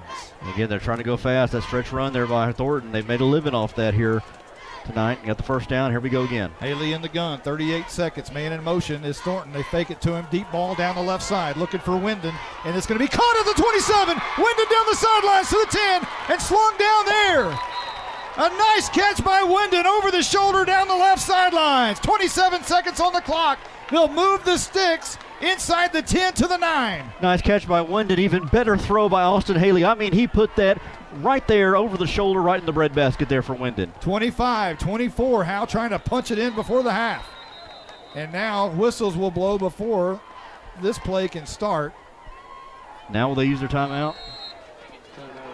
It may be an injury timeout as the Bonham cornerback got up a little bit gimpy, or maybe a lot gimpy, and now he's not even up. He's down at the 1 yard line. So an injury timeout, which means we're going to take a quick one, all right? We'll be right back right after this. This is Larry Mays. I'm the master plumber and the owner of Torque Plumbing in Howe, Texas. We do commercial and residential plumbing, everything from major construction of new restaurants to service plumbing calls to local citizens. We even service water heaters. We're located here in Howe off of Highway 75 at 102 South Collins Freeway. We're family owned and operated and are vested into the Bulldog community. Give us a call at 903-532-0525. Mention this ad for free service calls. our Night Furniture sideline reporter. Caroline, you were right there, saw the injury, saw the big catch. Tell us about it. Well, guys, I was actually on the other side of the field, saw the big catch, so I wasn't down here quite when the injury happened. Unfortunately, I don't know. All I know is the kid got up and walked off, so that's good. That's good. That's good. It's a great throw by Haley a moment ago. Has Howe set up in this position with a 1st and goal at the 9. 15 seconds on the clock. And now we're ready to go. Okay. There we go. I thought a timeout had been called. So another time, so an official time. So the clock was rolling there, and it should not have been. Apparently, that it stopped right now at 9. Coach Jay's a little upset about something over there. Pointing. I'm not 100% what was going on, but one of the referees had their hand on Colby Lapin back. Like not snap the ball yet? Something like that. While the clock was running. And then, trying to hear what Coach Jay. So, timeout called by Howe. And I bet that's not a timeout that Coach Jay didn't want to have to take. Probably not real happy about that one. There's 9. The clock is at 9 right now, and apparently they're not going to put any more time on it. So we understand from Carson Grogan that they want 20 seconds back on the clock. But right now it still says 9, and now he's signaling up there. Yeah, 20. 2-0. Put 20 seconds on the clock. But it cost Howe a timeout there. That whole thing cost. Yeah. I mean,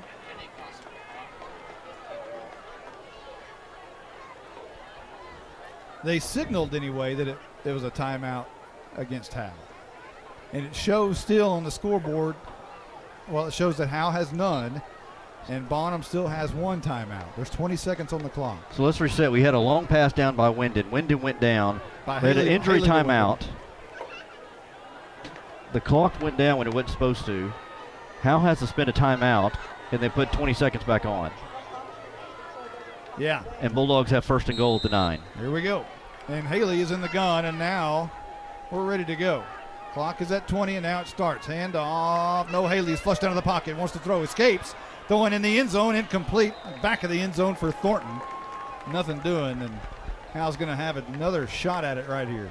Good job by Haley to avoid pressure because he was going down. If he goes down, the clock continues to run. They don't have any timeouts. I'm not sure they get everybody back to spike the ball, but he was able to get away from the shoestring tackle and just throw it over the head of Thornton. I don't know if it was intended for Thornton necessarily or if he was just throwing it away, but either way, it's an incomplete pass.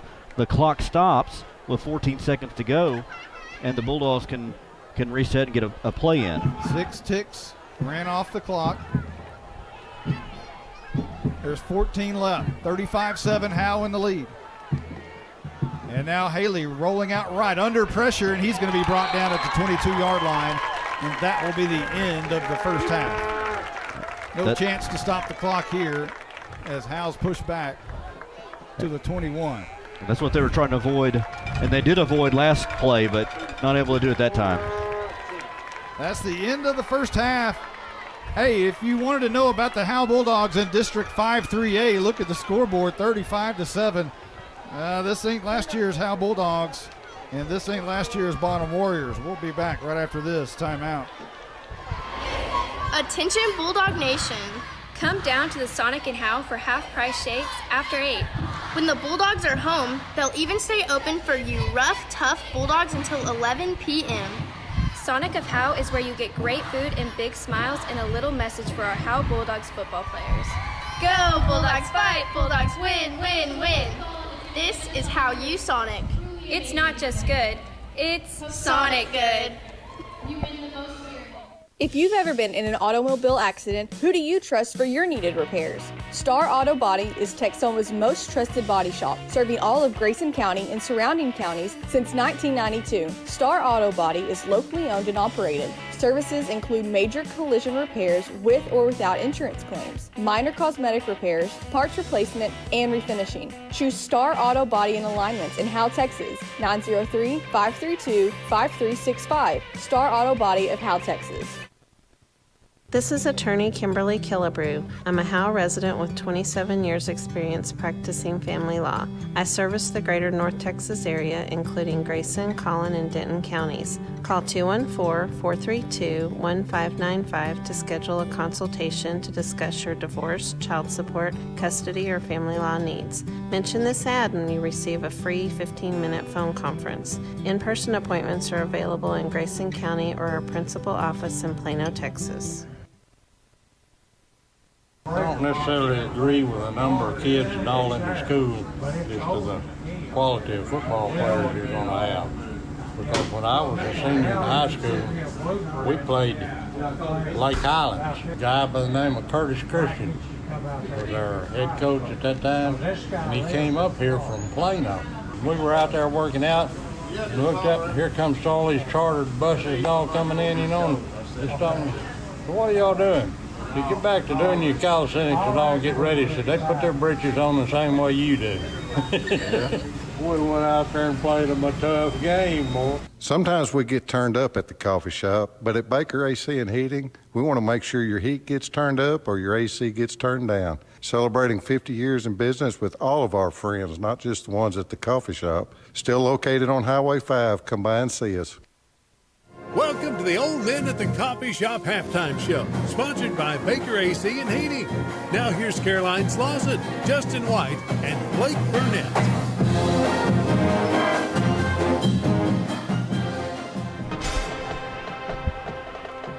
All right, welcome back here in Bonham, Texas. Bonham High School Bulldogs lead 35-7 here at the half over the Bonham Purple Warriors. I'm Justin White alongside Caroline Slauson. Caroline, you got your breath back here? She had to make the long trek from across the way to up That's the a lot of stairs. up the bleachers. Woo. Not shape. What a game. Wow.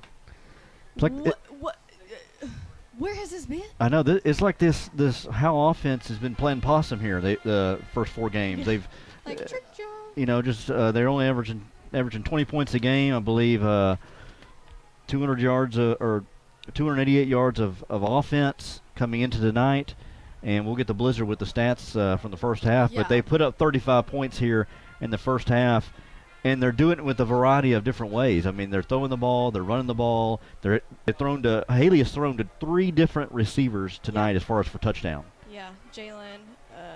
Let's see, Harmon, Williams, Jones, and Williams. Yeah.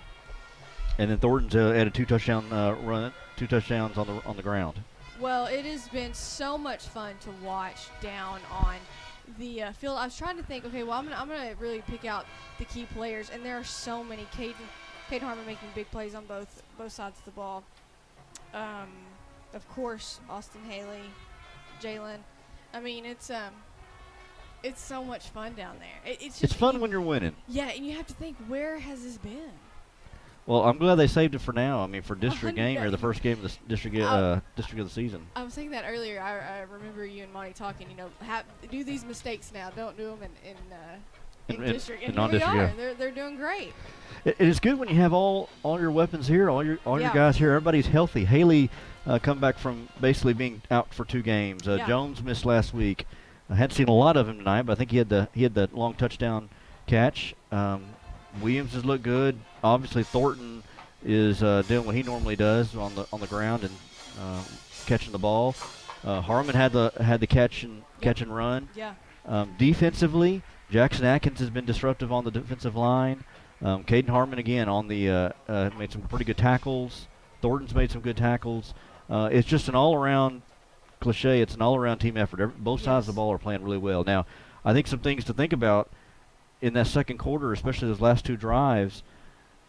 Now, the Warriors stalled on that last drive there, trying to kick the field goal for 3 points. They missed it, but they were moving the ball down the field pretty good on that drive, and then the one for the touchdown, they moved the ball on I'm not sure how many plays it was, but they moved the ball down the field and punched it in. So they made some adjustments. So I think I think for the second half, to think about the keys of the game is you got to keep your foot on the pedal here. You can't let up. Right. I think they seem to be doing a really good job at that. So hopefully the second half will. What we said last week, the third quarter is really good for Howe. So hopefully that'll keep going. They make the adjustments because that's another thing that Coach Jay has talked about with the players playing both ways. You don't have time to always make adjustments because as soon as they're done with defense, they got to get back on offense. So you can't always sit them down and say, "Hey, we need to make this call and make this coverage and make this change, whatever." They're not able to do that during the game, but they can do it at halftime, and so that's why they've been able to be better in the second half most of the games this season. Well, Monty said it earlier. Coach Lynch is making a statement here tonight, and he really is. And this offense is, well, like you said, offense and defense are playing great. A couple of notes that I made here. Then are we want to take a break here real quick? No, you got time. A couple of notes I made was like you think about the first part of the game. Bonham got the ball. They went 3 and out, and then Howe got the ball and went right up the field and scored. Yeah. The next drive, Bonham got the ball and they fumbled. And that was the one that was recovered by Arturo Lauder. Yes. And then, I think in about 2 plays, maybe even 1 play, Jalen Thornton, I think it was 2 plays, Jalen Thornton on the Wildcat went in for a touchdown, making 14-0. The next drive, Bonham fumbled again. Yeah, yes. And then that was when the Bulldogs got the ball and found Brandon Williams down the sidelines there by himself on that one.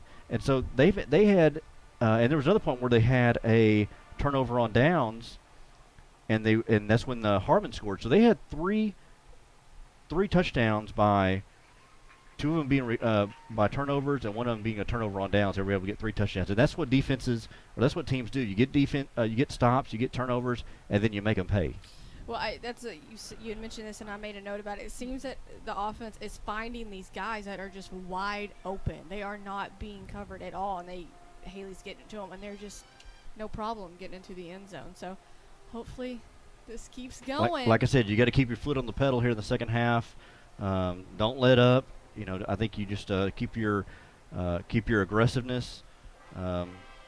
And then just play Bulldog football, which you've been doing here tonight. Absolutely. So we'll take a break, come back with stats from the game, some scores around the area, and we'll get Monty in here to take you into the second half. 35-7 at halftime here at Warrior Stadium. We'll be right back. Since 2011, Scoggins Funeral Home and Crematory has walked with hundreds of families through the most overwhelming time of their lives. Their job is simple: to make this season a little easier. What you can expect is a no-pressure, people-first philosophy, custom services for memorials that you'll remember forever, and reasonable pricing. Tommy and Bobby K. Scoggins have built a reputation over the past 30 years in the funeral business for making every family feel at home. Visit ScogginsFuneralHome.com or call 903-482-5225. I don't necessarily agree with the number of kids enrolled in the school as to the quality of football players you're going to have. Because when I was a senior in high school, we played Lake Highlands. A guy by the name of Curtis Christian was our head coach at that time, and he came up here from Plano. We were out there working out, and looked up, and here comes all these chartered buses and all coming in, and just talking, so what are y'all doing? You get back to doing your calisthenics and all, get ready. So they put their britches on the same way you do. We went out there and played them a tough game, boy. Sometimes we get turned up at the coffee shop, but at Baker AC and Heating, we want to make sure your heat gets turned up or your AC gets turned down. Celebrating 50 years in business with all of our friends, not just the ones at the coffee shop. Still located on Highway 5. Come by and see us. Hello, Bulldog fans. This is Juan Enciso, your local farmers insurance agent here in Howe. We're here to assist you with your insurance needs, including auto, home, life, business needs, and more. We're vested in the community because we are the only insurance agent in Howe. Our office is at 403 West Hanning Street, or we can be reached by calling 972-382-6121. We're also on the web at farmersagent.com/JEnciso. I have the knowledge and experience to help you better understand your insurance coverage options. Call me, Juan Enciso, at 972-382-6121. Welcome Welcome back to the Old Men at the Coffee Shop halftime show, sponsored by Baker AC and Heating. Now here's Caroline Slauson, Justin White, and Blake Burnett. Welcome back to Warrior Stadium, 35-7 here at halftime. Howe on top of Bonham. Some scores around the area. Of course, tonight starts district play. So North Lamar playing Anna tonight in Anna, 7-3 at the half. Anna on top of the Panthers. Denison Yellow Jackets on the road tonight in Princeton, 46-17. 8 minutes and 15 seconds left in the third quarter. Denison on top of Princeton on the road. Sherman playing McKinney North, a close one in the new stadium. Oh, yes. The new stadium. Dang, I'd like to know how that looks. McKinney North on top of Sherman, 39-28 at the start of the half. Well, that's a high scoring affair there. Yeah. Big one here in our district here, House District, is Rains leading Van Alstyne at the half. That is 21-6, and Pottsboro blowing out Commerce at the half, 56-0. Bulldogs will be playing Rains next week. Yes, at home. Yes. It's we don't have to drive.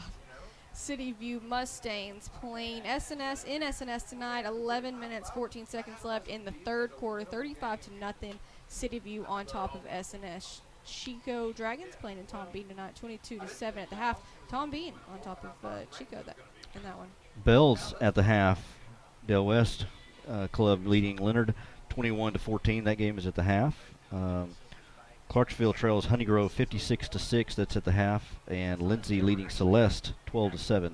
That's in the third quarter. The last one I have is Whitewright at Chisholm tonight. The beginning of the second half, 28-18. Chisholm on top of Whitewright. What else I got? Allen leading McKinney High 35-14. Salina up on Sanger 35-0. Melissa leading Paris 28-20. That's at the half. And you had said the Anna score, right? Yes, sir. All right. Some good games going on tonight. There are. Some very good games. I'm going to bring Blake the Blizzard Burnett in for some stats on the first half. All right. Thank you, Caroline. All right, Blake. What you got? Well, I did not see this score coming at the half tonight. I don't know about you, Justin, but I did not. No, this offensive explosion, was not on my radar. Well, let's get going into these stats. Quarterback Austin Haley, the freshman's first district game, is 6 of 12 for 272 yards. That's 6 completions for 272 yards. He has 3 touchdowns. He has explosive touchdowns, one to Brandon Williams at 46 yards, one to Caden Harmon at 58 yards, one to Jordan Jones at 73 yards, and a big play at the end of the half, a 46-yarder to Colby Winden as well. Let me ask you something. I was looking down when that happened. When the Brandon Williams touchdown, did they fake a reverse there, and then Williams kind of went out there on a wheel route almost down the sidelines, or they had a reverse with Thornton, and they had like a little jailbreak screen with Caden Harmon, and no one went with Williams. And Colby Winden was also a post in the middle of the field who was also wide open on the play. So he had two options there to go to. Two options. They would have both been walk-in touchdowns. Brandon caught it and basically walked in for about 20 yards later.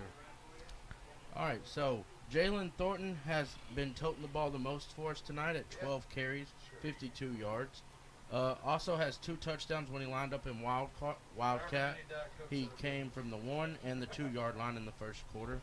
Brandon Williams also adds 4 carries for 21 yards. He does have a fumble, but J.C. Helpenstead was there to recover it for the Bulldogs.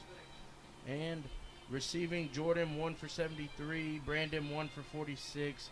Caden Harmon is the only receiver over 100 yards for the Bulldogs at 2 catches for 101. Jalen Thornton adds 1 catch for 7, and Winden at 1 for 46. Standing out on defense tonight for the Bulldogs is basically the whole defense, holding this Bonham offense to 7 points in the half. Leighton Elvington had 7 tackles. Jalen Thornton has 5 tackles and a fumble recovery. Jackson Atkins 5 tackles and a forced fumble. J.C. Helpenstead, the Bulldogs' leading tackler coming into the night, has been on and off the field on defense and even missed a series on the offensive line in the second quarter. Only has 3 tackles so far tonight. Louder, who also got injured in the second quarter, adds a fumble recovery. I was talking to Caroline earlier. Does it concern you with the last couple of drives that the Warriors had they had the one they marched down the field, and Stuber ran the ball in, and then they got down and they kind of got bogged down at about the 20-yard line, kicked the field goal. It was no good. The fact they were able to kind of loosen up this defense a little bit, move the ball a little bit better, does that concern you in the second half? Yes, the way Stuber's been running the ball, he has 13 for 51 and a touchdown. That little quarterback draw that he's running, and they run it like 2 plays per drive every time, and it's getting 4 to 5 yards a pop every play. It seemed like it wasn't working at first, but as the game has gone on, he's getting a little bit more yardage each carry. The fact that Bonham does not have a player that goes both ways, and the Bulldogs' whole team goes both ways, we wore down a little bit in the second quarter, I believe. That could be a concern in the second half too, possibly. Yes. Kind of good thing you got out to the big lead. The big lead was big for Howe tonight. Bonham's quarterback, Bryant Stuber, and every time y'all say his name, I think of that part in Friday Night Lights when they run the Texas stunt at the end of the movie to get the 4 and out or 3 and out. They yell, "Here comes Stuber!" Oh yeah. Every time y'all say his name, that's what I think about. Stuber. He is 7 of 14 passing for 102 yards. He did not complete a pass until his 7th pass of the night, though, and he's been hitting ever since then. So he started out 0 for 6. 0 for 6. Wow. Okay. Jaron Ross, the running back, the freshman, 10 carries, 50 yards, adds 2 fumbles as well. Bulldogs recovered both of those. Has 2 catches and 19 yards on 2 screen passes. One, as you said, Noah Campbell just opened his arms and said, "Let me bring you down." Yeah, right into his arms there. That kid can once he gets an open field though, he can fly. Yes, he can. He's got quick feet. Cade Bowser, 3 catches for 56 yards, and their big-time receiver, Jarrell Stewart, 2 for 27. The Bulldogs have kept him in check tonight. Yeah, he was a big threat for him last year. Yeah, they've done a good job of keeping him in check. And Bonham's one standout on defense tonight is Luke Porter with 6 tackles. All right, so that does it for stats. Adjustments in the second half, I was telling Caroline, one was just keep your foot on the pedal. Don't let up here in the second half. Anything else you could add? The screen passes have been working for the Bulldogs. I'd be running those. Some more, the jailbreaks. The way Austin Haley's getting them to jump off sides, he's like a young Aaron Rodgers out there to me. Yeah. Well, sounds good. We'll see what adjustments they make in the second half and go from there. Thank you, Blizzard. We'll take a break here. 35-7, the Bulldogs lead here at the half. We'll be back here in a few minutes.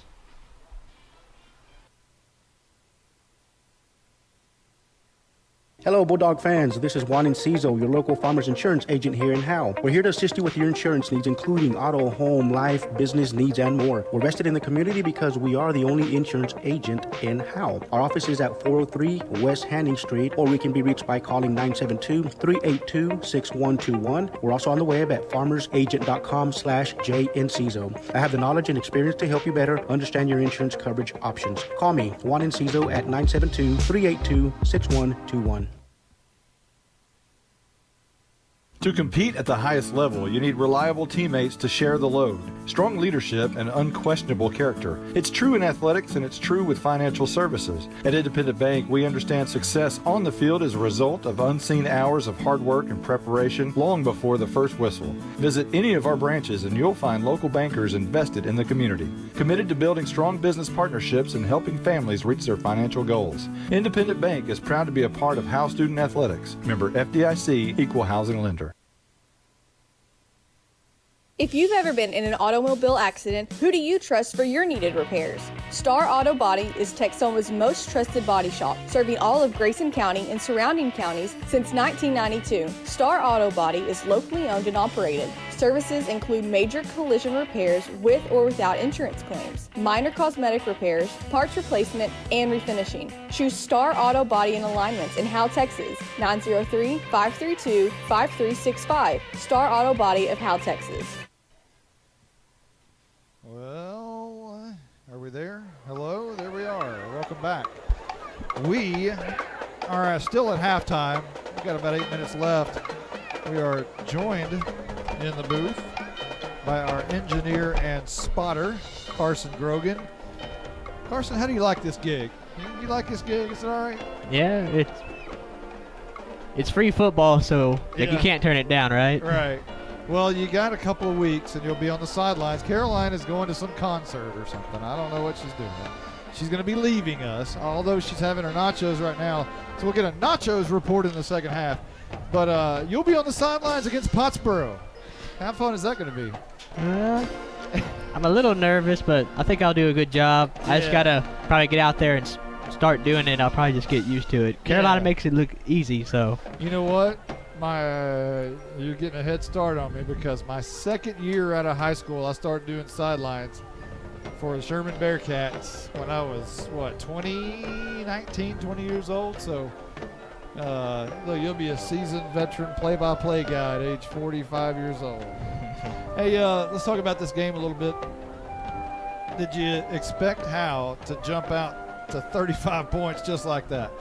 No, not exactly. Heck, all of us before the game kind of predicting the scores. We all had Howe winning, but kind of scoring around 24, 30 points. We didn't expect an explosion like this in the first half. Yeah, it was, especially when, the Bulldogs went really quickly in that first quarter on their first several drives. The turnovers helped, obviously, when they were able to strip the ball away a couple of times, and we gave our light bulb away, didn't we? Yeah. All right, so I'm going to try to read in the dark. Howe's first score was an 11-play, 78-yard drive when they went to the Wildcat with Jalen Thornton. And then got a fumble recovery by Louder, which set up another Wildcat touchdown by Jalen Thornton, that time for 2 yards. And then another fumble recovery. I'm not sure who got the second fumble. Pretty sure it was. I'm not sure if it was Atkins. I can't remember. I think Atkins caused it, but I think Thornton recovered. So Howe capitalized on that turnover as well. This time only one play, 46 yards, as Haley hit Brandon Williams out of the backfield. And it was a kind of a misdirection play where they faked the hand to Williams. Thornton came around behind him. He faked the hand to Thornton, turned around. By this time, Williams was all alone out of the backfield on a one-play 46-yard drive, and then Bonham had to punt, and then Howe had to punt. We put a star by Jalen Thornton's punt because Howe was backed up deep in their own territory. Thornton had to punt after the big penalty inside the 5, I believe, and boomed one past the 50. So that was a big point. And then Howe took advantage of another turnover on downs and went one play, 58 yards when Haley hit Caden Harmon on a screen pass, and Harmon did all the work, went 58 yards. And Howe took a 28-0 lead with 5 seconds left to go in the first quarter. No one expected that. Nobody. Now, I mean, the crowd over here was silent. They were all sitting on their hands. It's just we all got caught off guard. And I'm pretty sure Bonham didn't have a first down till probably with a minute to go in the first quarter. It took them a while to get that offense working. And when they did, they started moving the ball by running the ball. And Stuber scored on a 1-yard touchdown that capped off a 7-play, 55-yard drive. But that was after another touchdown from Haley to Jordan Jones for 73 yards on a quick end slant where Jones took it to the house and didn't have anybody within 15 yards of him. And he was shot out of a cannon, and it wasn't even close. So we mentioned Stuber cut the gap to 35-7, and that was with 6:02 left to go in the second. And then Bonham came out. And the crucial point, we thought that it was a 4th and 5 situation. We discussed maybe you'd send Reinhardt out there for what's seemingly an automatic 32-yard field goal. And Reinhardt's been so good in that situation. Or do you go for it 4th and 5? They thought about it, couldn't figure it out, called a timeout, decided to kick it, and Reinhardt kicks a line drive and misses. So that backfired on him. So then we flip it on over, and Howe had one last final chance at the end to push it in before points. Now Howe's going to get the ball back to start the second half, which is another key point. But Howe drove 7 plays and went nearly 80 yards, or a little 81 yards, and almost punched it in again right before the half. but were turned away. So, an outstanding first half. Very and outstanding. I think, if Howe wanted to make a statement to District 5 3A, so far they've made a statement in this first half. I think offensively and defensively. Blizzard walks by, and he doesn't have a way to talk to me. I'm like, hey, don't you agree? Howe's making a statement tonight. Howe is making a statement tonight. We're going to take a quick timeout. We'll be right back right after this. This is Larry Mays. I'm the master plumber and the owner of Torque Plumbing in Howe, Texas. We do commercial and residential plumbing, everything from major construction of new restaurants to service plumbing calls to local citizens. We even service water heaters. We're located here in Howe off of Highway 75 at 102 South Collins Freeway. We're family owned and operated and are vested into the Bulldog community. Give us a call at 903-532-0525. Mention this ad for free service calls. I don't necessarily agree with the number of kids and all in the school as to the quality of football players you're going to have. Because when I was a senior in high school, we played Lake Highlands. A guy by the name of Curtis Christian was our head coach at that time, and he came up here from Plano. We were out there working out, and looked up, and here comes all these chartered buses all coming in, and just talking, so what are y'all doing?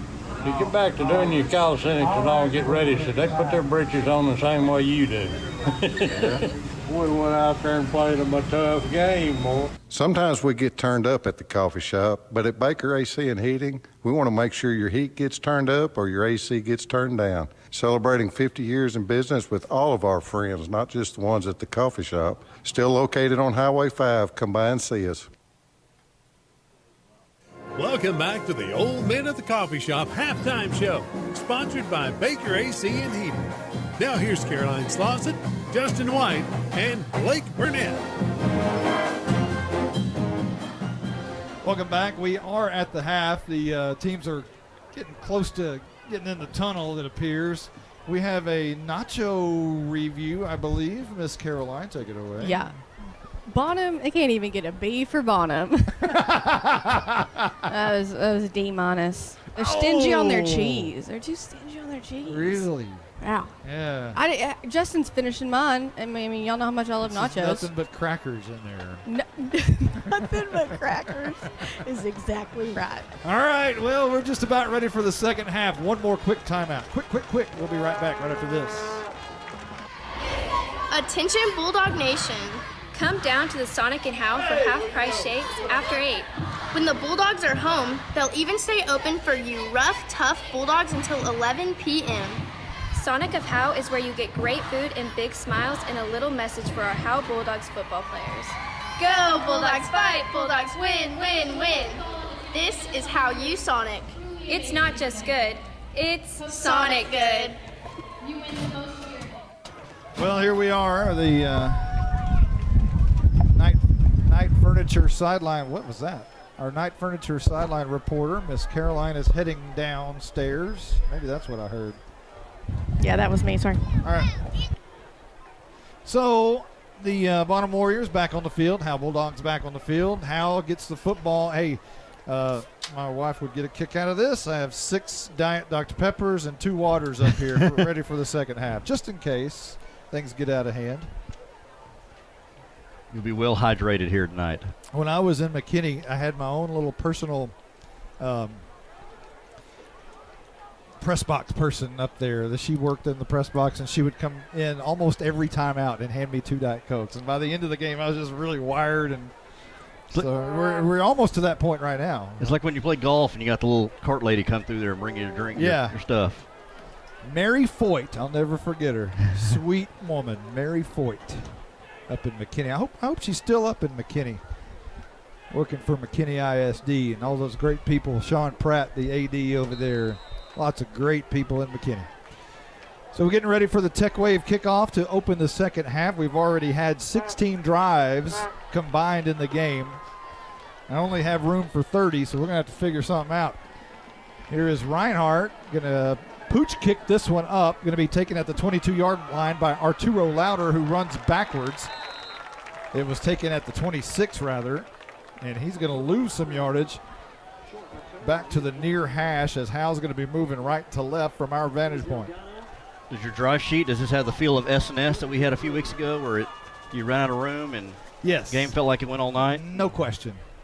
Now, I didn't hear the total yardage from the blizzard. I wasn't here. So I didn't ever get the total. I got individual. I never got total. He may have said, and I may not have been listening.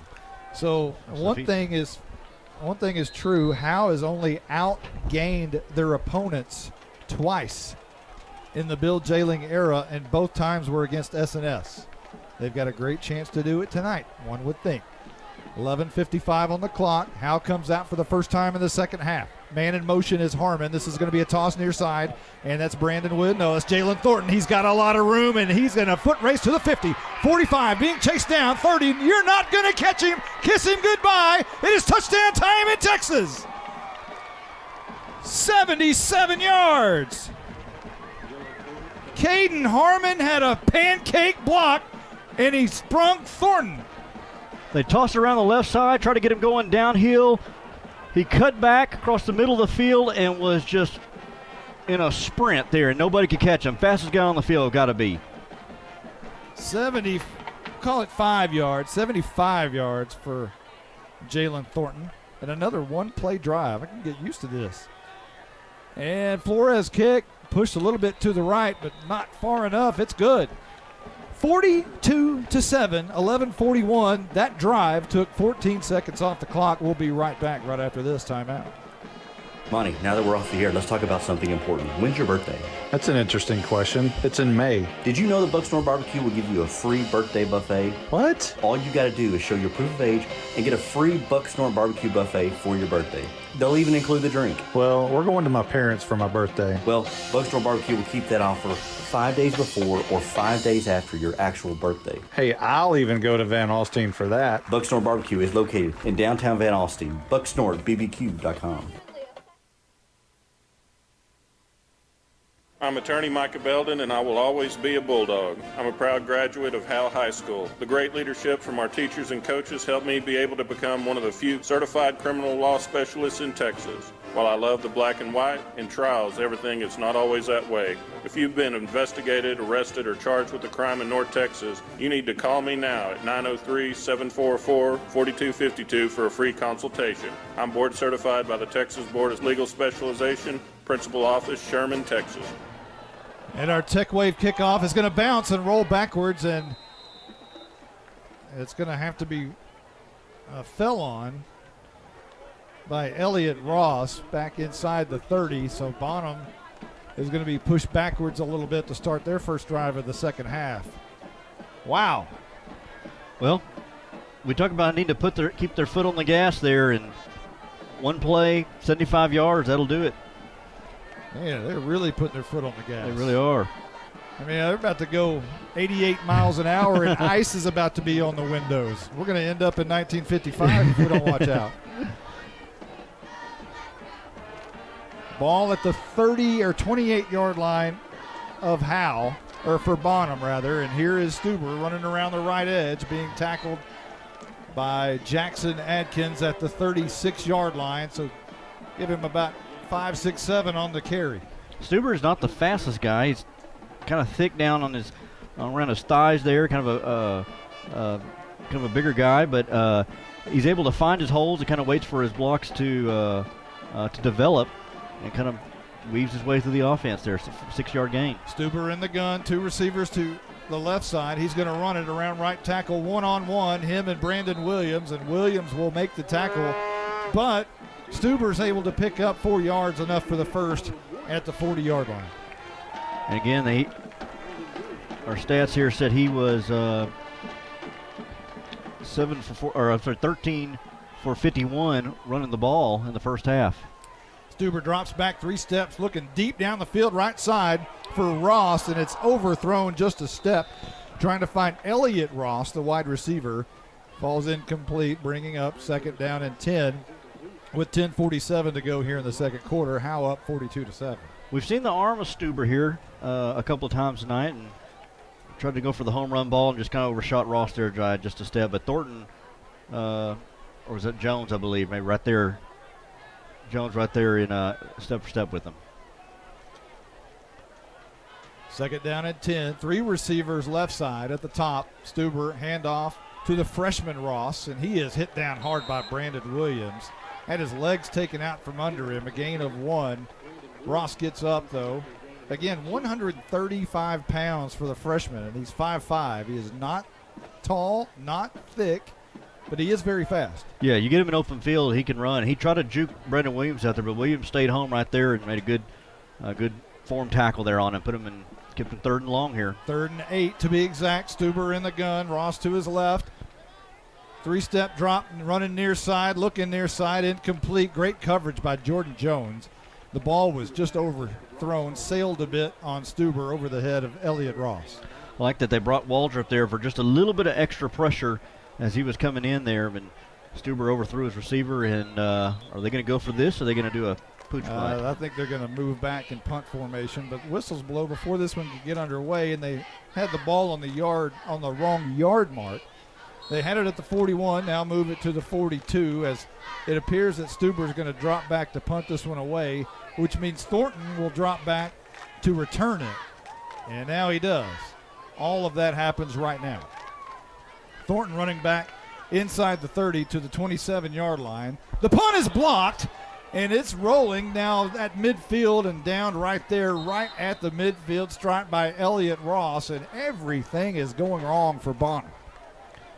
Bulldogs come in there and get a hand on. I believe that may have been Jackson Atkins who came in there and got a big paw up there. We've seen some pressure up there. Oh, hit it off his. Okay, Blizzard just told us they hit off his offensive lineman's back, so we about gave credit to Atkins. But I like that kid. Let's give him credit anyway. Yeah. So they hit it off the offensive lineman's back there. So either way, it's a ball goes over to the Bulldogs at the 50-yard line off the ricochet. And great field position here again for the Bulldogs. Right at midfield, Howe traveling right to left towards the east side of the field. Brandon Williams in the backfield with Austin Haley, the freshman quarterback. 2 receivers up at the top, which appears to be Thornton and Harmon, and Waldrop split out wide out there as well. This is going to be a fake the jet sweep, and Haley throws it down to Brandon Williams just outside and overthrew him by just a little bit, as Williams was able to stretch his left paw out there and get his hand and almost bring it back, but couldn't do it. It falls incomplete, 2nd down. They look kind of similar to the touchdown catch that thrown to Williams there. They faked the jet. I think they faked the reverse earlier, but Williams there was open, just couldn't hit him. Yeah, different look. We noticed when Brandon Williams came down in the slot type of position, it was a little bit of a different look. We haven't seen that this year. And now he flares out of the backfield. Haley looks the other way, and it's going to be close to going in. Well, it goes in and out of the hands of Harmon, which is dangerous because there was a defender right in the area. That one I saw going the other way for 6. It was scary for a moment, but it falls incomplete. 3rd down coming up. Yeah, if that was overshot Harmon on the screen pass there, and if he would have caught that, he would have got blown up pretty good there. 9:54 on the clock. We're in the 3rd quarter.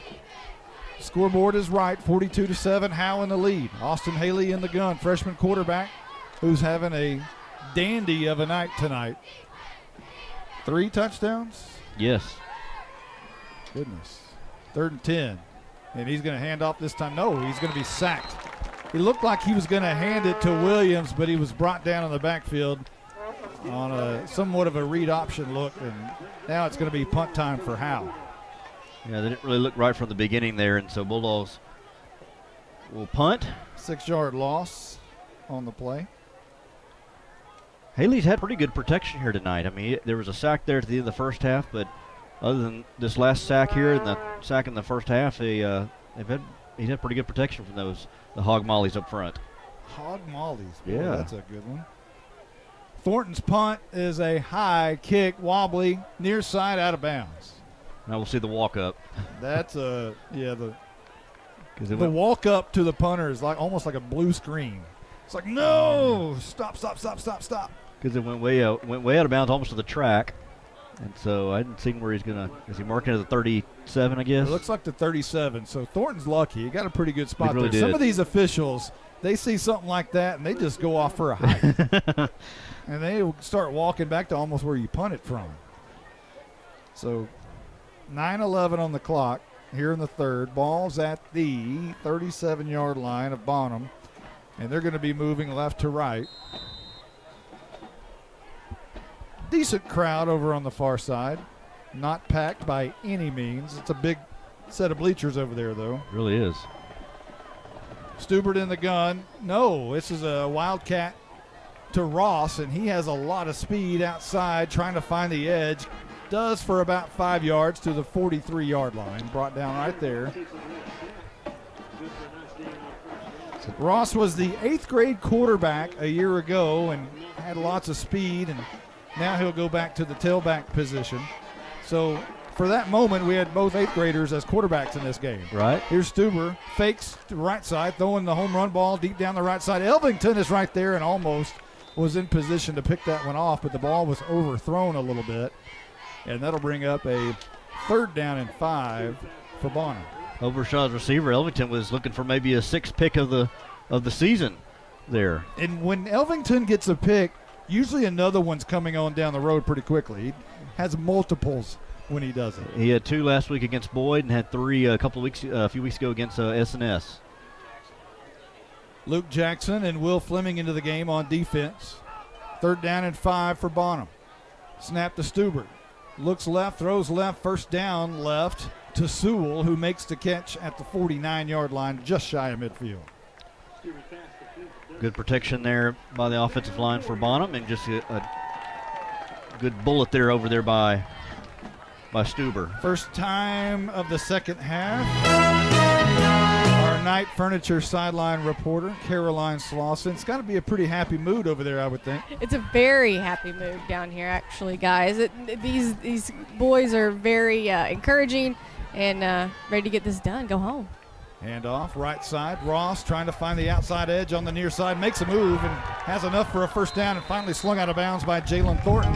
He was very close to being a late hit, but Thornton slung him out of bounds right at the white stripe and then immediately threw his hands up in the air as if, I didn't mean to. You know, like when you foul somebody in basketball, you all of a sudden bring your hands up. That's what he did. Like your hand got stuck in the cookie jar, you brought it back. 1st down at 10. Stubert wants to throw. Deep ball, left side. In the front of the end zone, and that one is intercepted. That Harmon, I think? Harmon about 7 yards deep in the middle of the end zone, and take away Bulldogs do it again. I'm telling you, this defensive backfield here for the Bulldogs is a force to be reckoned with. Again, with Harmon back there, Williams, Elvington, Jones, you see at times Brousseau, and Caden Harmon right there in coverage. He saw it all the way, got his head turned around. Coach Jay talked about that, something they've been working with the DBs is getting their head turned around when the ball is up. He looked for it, got the interception, and it was in the end zone, so it'll be a touchback. Bulldogs had the ball on their own 20. Another turnover by the Howe Bulldogs. You know, we were talking to the PA guy here at Bonham, Randy Pendergrass, a friend of mine. He came up during the half and said, man, Bonham just can't get it together. Turnover after turnover after turnover. And we look at it the other perspective is Howe's really creating those. Yes, they really are. 1st and 10, right to left. Handoff. Thornton spins out of one tackle, but can't spin out of another 3 or 4 as he's slung backwards. They'll give him forward progress, but that's a loss of at least 3 back to the 17-yard line. Just not a good push up front there. It was an I formation. Try to go around his right guard, right tackle, and help it still and Flynn on that right side. And Thornton checking out of the game as Daniels will check in. Or was that Williams on the carry, or was that Thornton? I thought it was Thornton. It was Thornton. I'm sorry, it was Thornton on the carry. But Daniels is into the game. The 2 freshmen in the backfield right now, with Harmon in the backfield as well. Thornton was a little upset after being pushed back by 3 guys. He checks out of the game. Here's Harmon on 2nd down, and he's slung backwards a little bit. Guys, what happened with Thornton just now, that previous play, he was pushed back, but he was grabbed by the shirt from behind, and like a slingshot, he ran forward but was pulled back from behind. And he got up not happy. No. Ball at the 15 after the Harmon 2-yard loss, so Howe all of a sudden going backwards. Harmon, I think that was Harmon's first carry of the game. He's had some issues with ball security this season. We haven't seen him in the backfield a lot tonight. Haley and Daniels in the backfield. Daniels just to his right. Haley with his heels touching the 10-yard line. And now Daniels will move from his right to his left. 6:23 on the clock. Screen pass out. The quick hitter, and that one's going to be well read and brought down immediately. And all of a sudden, Bonham taking Howe backwards as Arturo Louder tried to catch the bubble screen there, and he was brought down immediately by the linebacker. Yeah, good job, good read there by the Warriors there, and Warriors on that, at least on that defensive possession, played with a little bit of an edge there. Got pretty much 3 losses. Yeah, Howe started at the 20, went back to the 17, back to the 15, back to the 11, and now Thornton's heels are back to the 1 to punt this one away. Low end-over-end kick, going to bounce at the Howe 45-yard line, go straight up, straight down, and going to be killed right there at the 44-yard line, where Bonham will take over on the Howe side. Pretty decent punt there by Thornton. 5:40 on the clock here in the third quarter. Howe seems content with just getting this one over. Bonham's starting to show a little bit of sign of life. And again, they gotta stay aggressive here. I know that'll be something Coach Lynch will probably do, is not going to play conservative and continue your same game plan. And defensively, you want to do the same thing. Make sure you're wrapping up on your tackles, staying in your lanes, good coverage. Bonham, Bonham left to right. From the Howe 45, Stuber wants to throw. Left side, incomplete. Looking for his big, tall, wide receiver Sewell out there. And nice coverage by Harmon, but he gets up a little bit gimpy. And Harmon's probably going to have to come off the field. Jackson Atkins checks off as well. Harmon really limping. You got to get him off the field. He's going down. Now he goes down. Probably a good idea. Just go ahead and go down. Because if I'm Bonham and I see that kid limping like that, I'm going that way. I'm going at him. Yes, sir.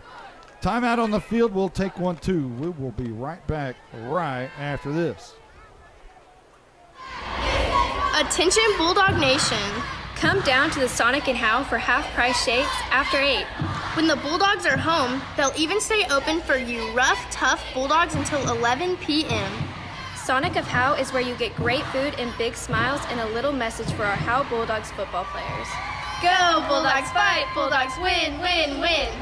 This is how you Sonic. It's not just good, it's Sonic good. You win the most. This is more than a bundle. This is way more than a combo deal. It's your sanctuary, your home field. It's where everything happens. This is your home, your car, your memories. And you want to be sure they're protected with home and auto insurance. As your State Farm agent, I get it. That's why I'm here to help life go right. My name is Ed Meacham, and I'm your Howe State Farm agent. Give me a call at 903-892-3923 or on the web at MrRedInsurance.com. Second down and 10, and Ross, the freshman, runs over right guard, good enough for about 6 yards. Inside the 40 to the 39-yard line as we're at the 5:25 mark here in the third quarter. Howe leading 42-7. And what a statement it's been so far for the Howe Bulldogs. Yeah, especially offensively. They've come out tonight. And defensively, really. They really have, yeah. They've done their job defensively. Kicking game. Yeah, it's hard to find a weakness in this football game, really. Third down and 3. Stuber looking left, throwing left. It's going to be incomplete. Really having a hard time tonight connecting with Stewart. They want to get the ball in his hands. They just haven't found a way to do it. And Stuber has been off all night. The Stuber to Stewart connection hasn't been there tonight. Yes. You know, talking about the kicking game, defensively, offensively, Jason Garrett would be proud. All 3 phases of the game look good tonight. We're very happy with all 3 phases of the game. It was nice. It was good. Next question. That's the process of winning. Yes. All about the process. It was better with Barry Switzer. The press conferences were a lot better, I'm just going to say. A lot more exciting. Here is Stuber wanting to throw, and this is going to be caught by Bowser. He has enough for a first down on 4th down. Inside the 30 to the 28-yard line, tackled by Jalen Thornton. Well, down 42-7, under 5 minutes to go in third quarter. You had to go for it on 4th down there, and they do convert. And give the Warriors credit; they're still trying to move the ball here. Fleming into the game for Jaron Ing, as Ing Guess what's wrong with Jaron Ing? His hat. His helmet came off. Having issues with his helmet. Stuber is going to run right up the middle, looking for a seam. Is going to be brought down by, that's Luke Jackson, who jumped on the back of Stuber and brought him down at the 26-yard line. Nice job by Jackson, who's into the game, getting some playing time. Yeah, we don't see Jackson a lot, but he was in there for Ing and came in there and stuffed up the middle. Luke Jackson. Stuber, 3-step drop, flushed out. Now he's just going to run. Now he throws it, and it's going to be knocked away. He might have been across the line of scrimmage. That was very close. He threw the ball on the run, running towards the line of scrimmage. No flag, as he must have been just behind it. And that ball could have been picked. Yeah, Bulldogs were bringing an extra man, bringing Helpenstell, and he got flushed out to his left. Still had pretty decent protection, and then overshot receiver, and Thornton and Jones were both there, almost able to intercept that. Ball at the 26-yard line, deep in Howe territory. Bonham on the move. 3:59 left to go in the third down and 7. Stuber fakes the hand, looking down the field. Got a wide open receiver, caught. That's Sewell inside the 5 to the 3-yard line. Jordan Jones in coverage. It was a slant right over the middle and a nice rope by Stuber. And they're going to go fast here. Ball at the 3. Stuber in the gun, looking right side, throws in the end zone, and that one's going to be caught for a touchdown. Ross makes the catch. Elliott Ross, to be exact. When they make a big play, they try to go fast, and they did that. They got up to the line quickly after that quick slant, and then quickly threw it over to Elliott, to Ross. And Ross able to secure it and put 13 points up on the board now. 7 plays and 45 yards on the drive for Bonham. And Stuber will hold the PAT with 3:43 left to go in the third.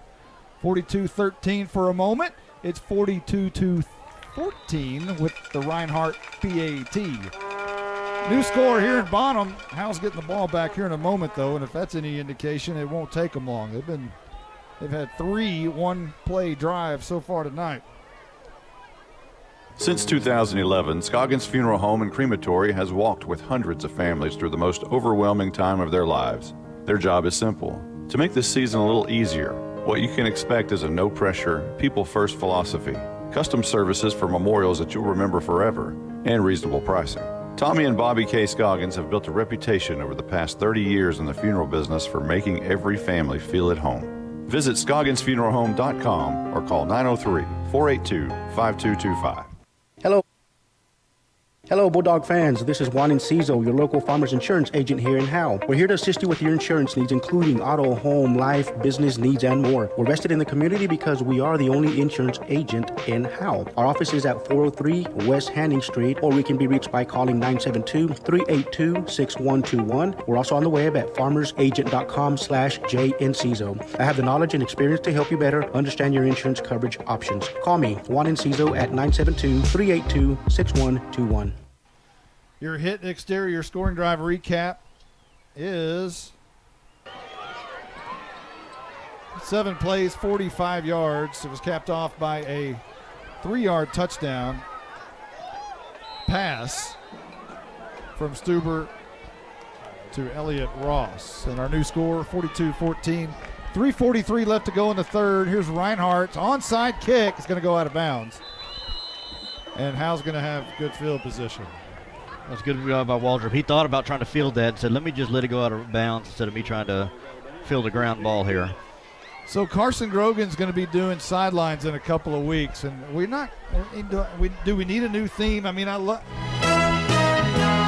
love Caroline's theme, and hey, are you giving him any pointers? Have you talked to him at all down there? Yeah. I'm just chock full of advice. No, but on a serious note, I have the pleasure of working with Coach Elvington every day. And so I asked him early in the week, I said, how many picks does Layton plan on getting? Does he just practice this at home? He said that last game, he said, hey, go get us one. And sure enough, he went out and got one. How about that? 3:43 on the clock. Howe has the ball on the bottom side of the field at the 48-yard line. And this is Thornton again, flag down. Thornton racing around the right edge down to the 30-yard line, but the flag is going to bring this one back. Yeah, it was in the area holding on the jet sweep around the right side. Thornton in that first half had 12 carries for 52 yards and a couple of touchdowns. Now, we haven't added on that 75-yard touchdown run earlier, so he's going to be well over 100 yards tonight. Going to be, I believe that's his first 100-yard game of the season. You know, and this football team, so goes Jalen Thornton, so go the Bulldogs. It really is. They'll back it up to the 42 on the house side of the field. He's the X factor on this team. I mean, he really keeps the offense going. So first down and 20 now after the penalty.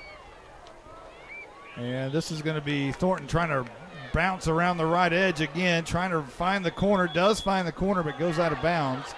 Somewhere over there around the 48, just shy of midfield. And some of the Bonham fans not happy about whatever happened over there. I wonder if some of the Howe fans weren't happy about Thornton.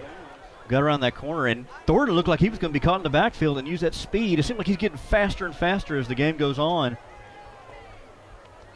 And so Thornton is out of the game, or for a moment out of the game, as he's grabbing his calf over on the sideline. So hopefully it's just a cramp. It is still hot. It is. Weather hasn't turned yet, so maybe, just maybe, it's not something serious. We just got through mentioning how important he is, and now whistles blow before this one can get underway. Well, you got Thornton like that. Harmon's still a little gimpy as well. Got a timeout on the field. We'll take one real quick. Be right back. To compete at the highest level, you need reliable teammates to share the load, strong leadership, and unquestionable character. It's true in athletics, and it's true with financial services. At Independent Bank, we understand success on the field is a result of unseen hours of hard work and preparation long before the first whistle. Visit any of our branches, and you'll find local bankers invested in the community, committed to building strong business partnerships and helping families reach their financial goals. Independent Bank is proud to be a part of Howe Student Athletics. Member FDIC, Equal Housing Lender. This is Larry Mays. I'm the master plumber and the owner of Torque Plumbing in Howe, Texas. We do commercial and residential plumbing, everything from major construction of new restaurants to service plumbing calls to local citizens. We even service water heaters. We're located here in Howe off of Highway 75 at 102 South Collins Freeway. We're family owned and operated and are vested into the Bulldog community. Give us a call at 903-532-0525. Mention this ad for free service calls. We're at Warrior Stadium, where Howe is facing a second down and 10. Carson Daniels into the game. Haley wants to throw quick in, and it's going to be Gronk. Is that his Gronk? It is. Gronk makes the catch near midfield, just shy of a. No, that's not near the. They've got a long way to go because of the penalty. So that picks up a little bit of the yards needed, but they still have 12 to go. Ball back at midfield. Waldrop, I tell you, during the senior spotlight, he said he likes that nickname of Gronk, and he likes kind of being the safety valve for Haley at times. Well, he is at times, and right now he's going to line up in the slot with Arturo Louder split out wide right. Williams into the game from the slot, running the jet sweep from left to right. Turns the corner, has some yardage. Not enough for a first down, but he does get to the 44-yard line. So this will be an interesting call here. 44-yard line. You're about 6-7 yards away. Our spotter Carson Grogan says, "Punt it, pin them," and it appears that's what how Bulldogs are going to do. Jalen Thornton comes on the field. Probably a good idea. Go and pin him deep and let your defense do its job. Getting close to the fourth quarter, 2:04. 2:02 as Thornton punts it away. It's going to be a high kick, going to go deep inside the 10, go out of bounds. So punt it and pin them is what Grogan wanted, and that's what you got at the 8-yard line. Again, great punt by Thornton. He's done a pretty good job with field position. He had a good one, went off the side of his foot earlier, but for the most part tonight, he's been pretty good. I guess that calf has not bothered him, or at least didn't bother him on that kick. He is kind of walking a little gingerly there as he's going to be on defense. Now Bonham's got to go 92 yards to punch it in, and they still trail by a whole lot. Well, they've been doing all these quarterback design runs and getting it to Ross, and they've been pretty successful getting 4 or 5 yards, but they're going to need some big plays here. I still have 5 Diet Dr. Peppers up here. And I know we got the fourth quarter to go, but I better get busy. Stuber in the gun. That's a pistol, actually. He'll hand off to Ross, who's right behind him, and he's knocked down hard. Good helping still. Of course it is. Tell you, J.C. Helpenstiel, again, another just a textbook tackle right there in the hole. Come in there and just wrapped him up and brought him down. J.C. Helpenstiel is kind of he's the Sean Lee of this defense here. Has a nose for the football, leader of the team. Without the injuries, though, Sean Lee. He's more healthy than Sean Lee is. Somewhere Van Der Esch is crying. We're at a $1:24. Second down and 10. No gain after the Helpenstiel smash. Same formation, pistol. This time they fake it to Ross. Stuber wants to throw deep down the field, left side, wide open is Sewell, who makes the catch. Harmon in coverage, and Sewell brought it down at the midfield stripe. They'll give him progress to the 49 inside Howe territory. Sewell just got away. Long throw there by Stuber. And this is Stuber, fakes right, throws deep ball. Wide open is Elliott Ross, and he's going to be hit early by Jordan Jones. And Ross is taking a little time to get up. Now he does get up. He was hit pretty hard. The ball was going to be caught easily by him, and he was all alone, but Jones hit him right before the ball got there. And I'm okay with that. He got behind Jones on coverage there and was going to catch that ball for a long gain. Instead of being a 30-yard catch, it's only going to be a 15-yard penalty, I believe. Yeah, that one would have been caught at the 20. So Noah Campbell had great pressure on the quarterback. So I'm okay with giving up, like I said, 15 yards instead of 30. Yeah, that's where the old NFL rule would come in to help Bonham right here, because if it was the NFL rule, then it'd be that may have been just bad coverage and bad play by the Bulldogs. But so ball at the 34-yard line, and this is going to be a reverse coming near side, played well but escaping the tackle, and that coming near side to the 10, to the 5, and into the end zone is Jarrell Stewart on the reverse, 34 yards. As it was a handoff to Ross, who handed it in turn to Stewart coming from the far side. He escaped defenders in the backfield on his way for the touchdown, and it's 42-20 with 37 seconds left to go in the third, awaiting this PAT. Well, they wanted to get in the hands of Jarrell Stewart tonight and hadn't been able to throw it to him, but on the reverse they were able to get it to him and get it on to one of the best athletes on the field. The PAT, the snap wasn't good, but the hold was good and the kick was good. 42-21, our new score here at Warrior Stadium. We'll be back right after this timeout. Attention Bulldog Nation. Come down to the Sonic and Howe for half-price shakes after 8. When the Bulldogs are home, they'll even stay open for you rough, tough Bulldogs until 11 p.m. Sonic of Howe is where you get great food and big smiles and a little message for our Howe Bulldogs football players. Go Bulldogs fight, Bulldogs win, win, win. This is How You Sonic. It's not just good, it's Sonic good. If you've ever been in an automobile accident, who do you trust for your needed repairs? Star Auto Body is Texoma's most trusted body shop, serving all of Grayson County and surrounding counties since 1992. Star Auto Body is locally owned and operated. Services include major collision repairs with or without insurance claims, minor cosmetic repairs, parts replacement, and refinishing. Choose Star Auto Body and Alignments in Howe, Texas, 903-532-5365. Star Auto Body of Howe, Texas.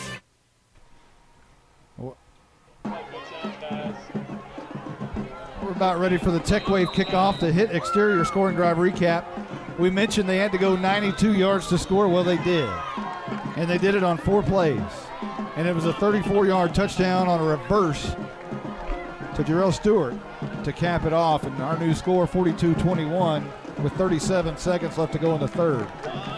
And you might see another onside here. You did it a moment ago. Why not do it again? But now they bounce out as if they're not going to. And Reinhardt for the Tech Wave kickoff appears that he's going to bang it.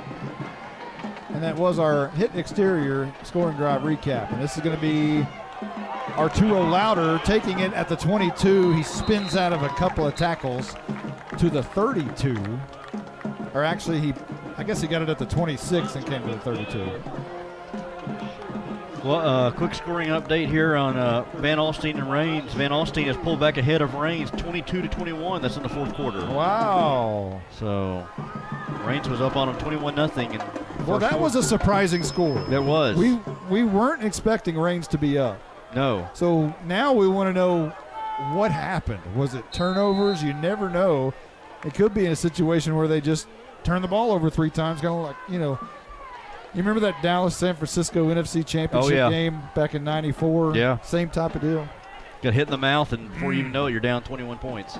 So 31 seconds, and Haley wants to throw. Pumps, now goes deep, looking for Wyndon down the field. Flag down, and the ball falls incomplete. Haley was pushed down. He gets up. He's okay. 26 seconds on the clock. We'll check the flag. It was in the area of Wyndon and the defender. He was trying to go to the slant to Wyndon, pump fake, and then he went long, and right there in coverage was number 13, but we don't have on the... It's going to be against Bonham, holding defense, which will push the ball near midfield at the 46-yard line. So move them up and get them a fresh set of downs. This is an interesting position here. Do you try to stay aggressive, or do you try to bleed a little bit more clock here as the... Hammer it. Just keep going, huh? Hammer it. If they're going to try to score, so are we, I would think. At some point, it's a 3-touchdown game. You still have a quarter left to play. Really? Hammer it.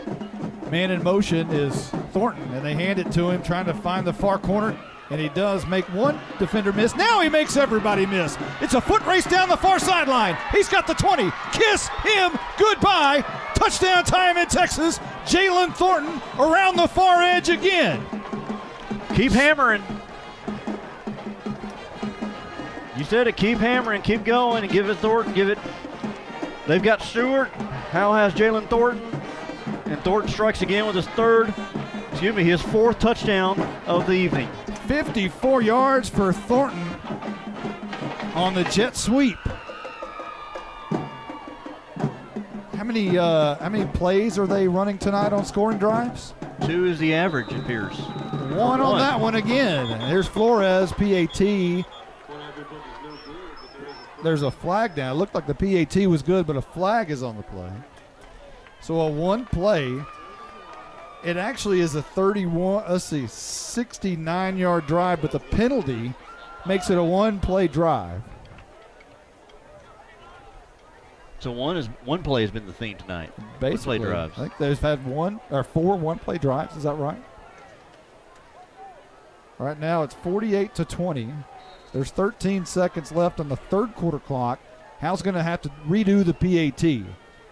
Haley to hold, and Flores kick is a high one, and it's also good. 49-21. Howe in the lead, and that's a good-looking score. Remember, it's been 1,057 days since Howe's won a district road game. Trying to reset the clock tonight. This is attorney Kimberly Killebrew. I'm a Howe resident with 27 years experience practicing family law. I service the greater North Texas area, including Grayson, Collin, and Denton counties. Call 214-432-1595 to schedule a consultation to discuss your divorce, child support, custody, or family law needs. Mention this ad and you receive a free 15-minute phone conference. In-person appointments are available in Grayson County or our principal office in Plano, Texas. At Grayson Cullen Electric Cooperative, GCEC, we have been around for over 80 years and are governed by 7 principles: open and voluntary membership, democratic member control, members' economic participation, autonomy and independence, education, training, and information, cooperation among cooperatives, and concern for community. One of our communities is Howe, Texas, and GCEC is proud to support the Howe Bulldogs. Elliott Ross returns the Tech Wave kickoff from the 30 up to the 45-yard line. Your hit exterior scoring drive recap, one play, 69 yards. Because of the penalty, the one play was a 54-yard touchdown run by Jalen Thornton on a jet sweep to give us our new score, 49-21. 13 seconds remaining, or at the time remaining in the third. Now there's 7 after the kickoff. Jalen Thornton with 16 carries, 180 yards, and 4 touchdowns tonight. Thank you, Blizzard, for the update. I know who Caroline should probably be interviewing it in the game. No question. No question. Bonham with the ball at the 45 to start. The first play incomplete. Bring up second down and 10. 3 seconds remaining in the third. Looks like Howe's kind of putting the pressure on Bonham, and I don't think Bonham really wants any more.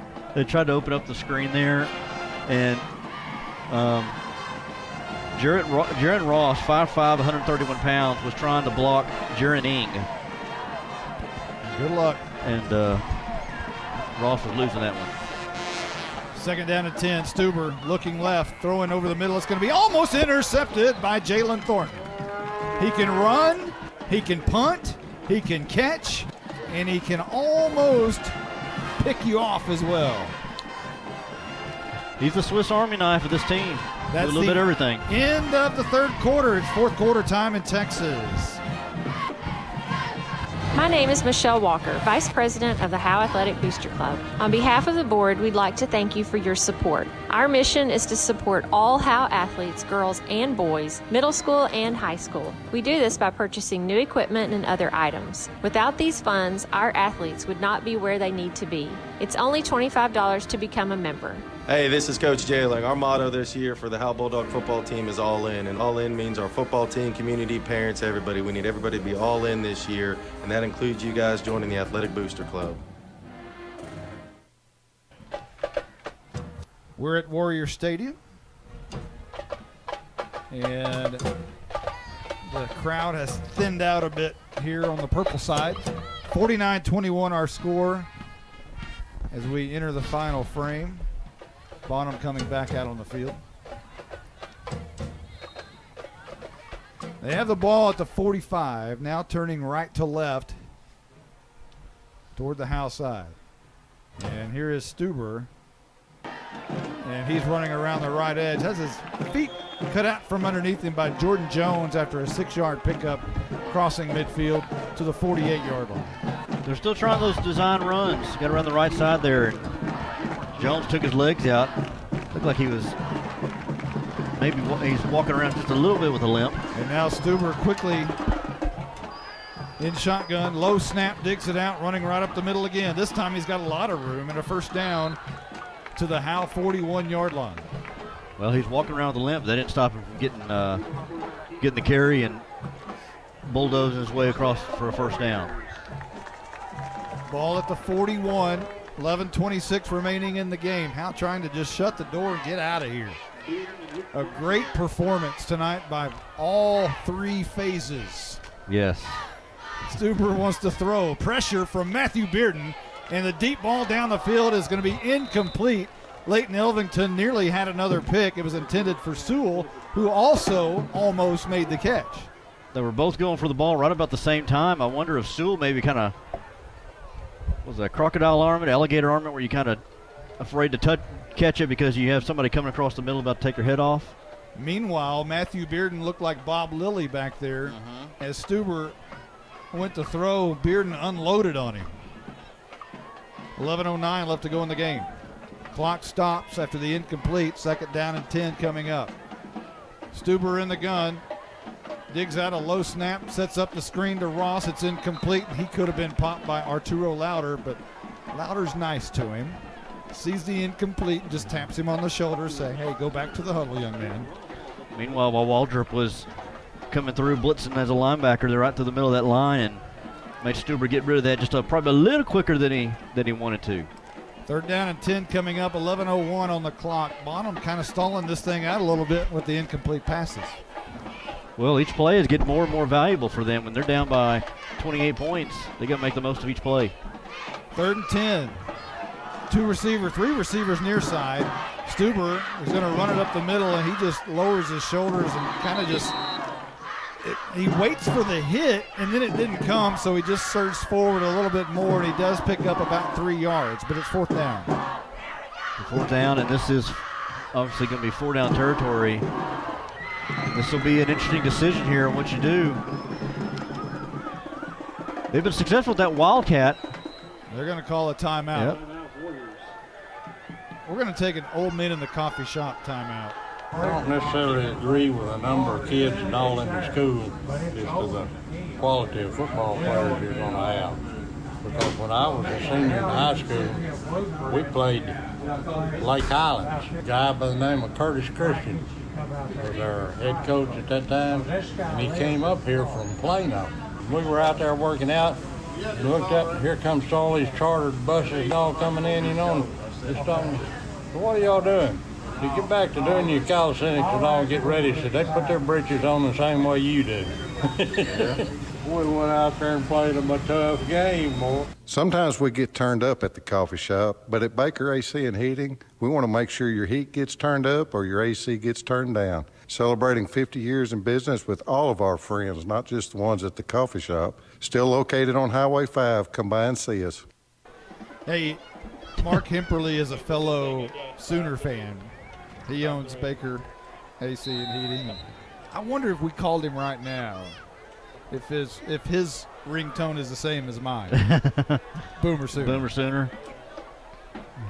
You guys running packs, so probably so. 4th down and 8. Stewart, and they fake the jet sweep to him, and Stuber wants to throw deep down the field for Sewell. In and out of his hands, about 2 yards deep in the end zone. It would have been a touchdown if he'd have hauled it in. It's incomplete. Brandon Williams was in coverage, and the ball turns over on downs to Howe. Good job by Williams. I mean, him and Sewell were fighting for it, but mark that one down, or fight for a position there, but mark that one down. That's a blown opportunity for the Warriors, because he would have caught that. That was a for sure touchdown. So the Bulldogs will take over possession at their own 39-yard line with 10:26 remaining in the game, trying to kill it. I would imagine our new offensive coordinator, Nate Lynch, is either thinking hammer it home, or I bet he's thinking run. You know, kill the clock, you think? Or hammer it? I think he's going to hammer it. This is Haley. He's going to hand off to Williams up the middle, and he's got a lot of room. Or is that Thornton? That's Thornton. It's Thornton again. Near side, escapes the defender, brought down by Gerald Stewart at the 30-yard line. Thornton is electric. This offensive line got a big hole, a hole big enough for all 5 of us, our broadcast crew, to go through. My word, it was a big gaping hole in that left side there by the Bulldog offensive line. And 31 yards on the run puts Jalen over 200 on the night. Wow. Ball down to the 30. Haley in the gun, looking near side, throws. He's got Gronk at the 25-yard line. Stephen Waldrop makes the catch. He was on his knees when he made the catch, so he couldn't go anywhere, but a nice possession reception by his safety valve, Stephen Waldrop. That's okay. You get 5 yards in the play, and the clock continues to run. He's got a Gronk. He's got a Gronk. He likes that name.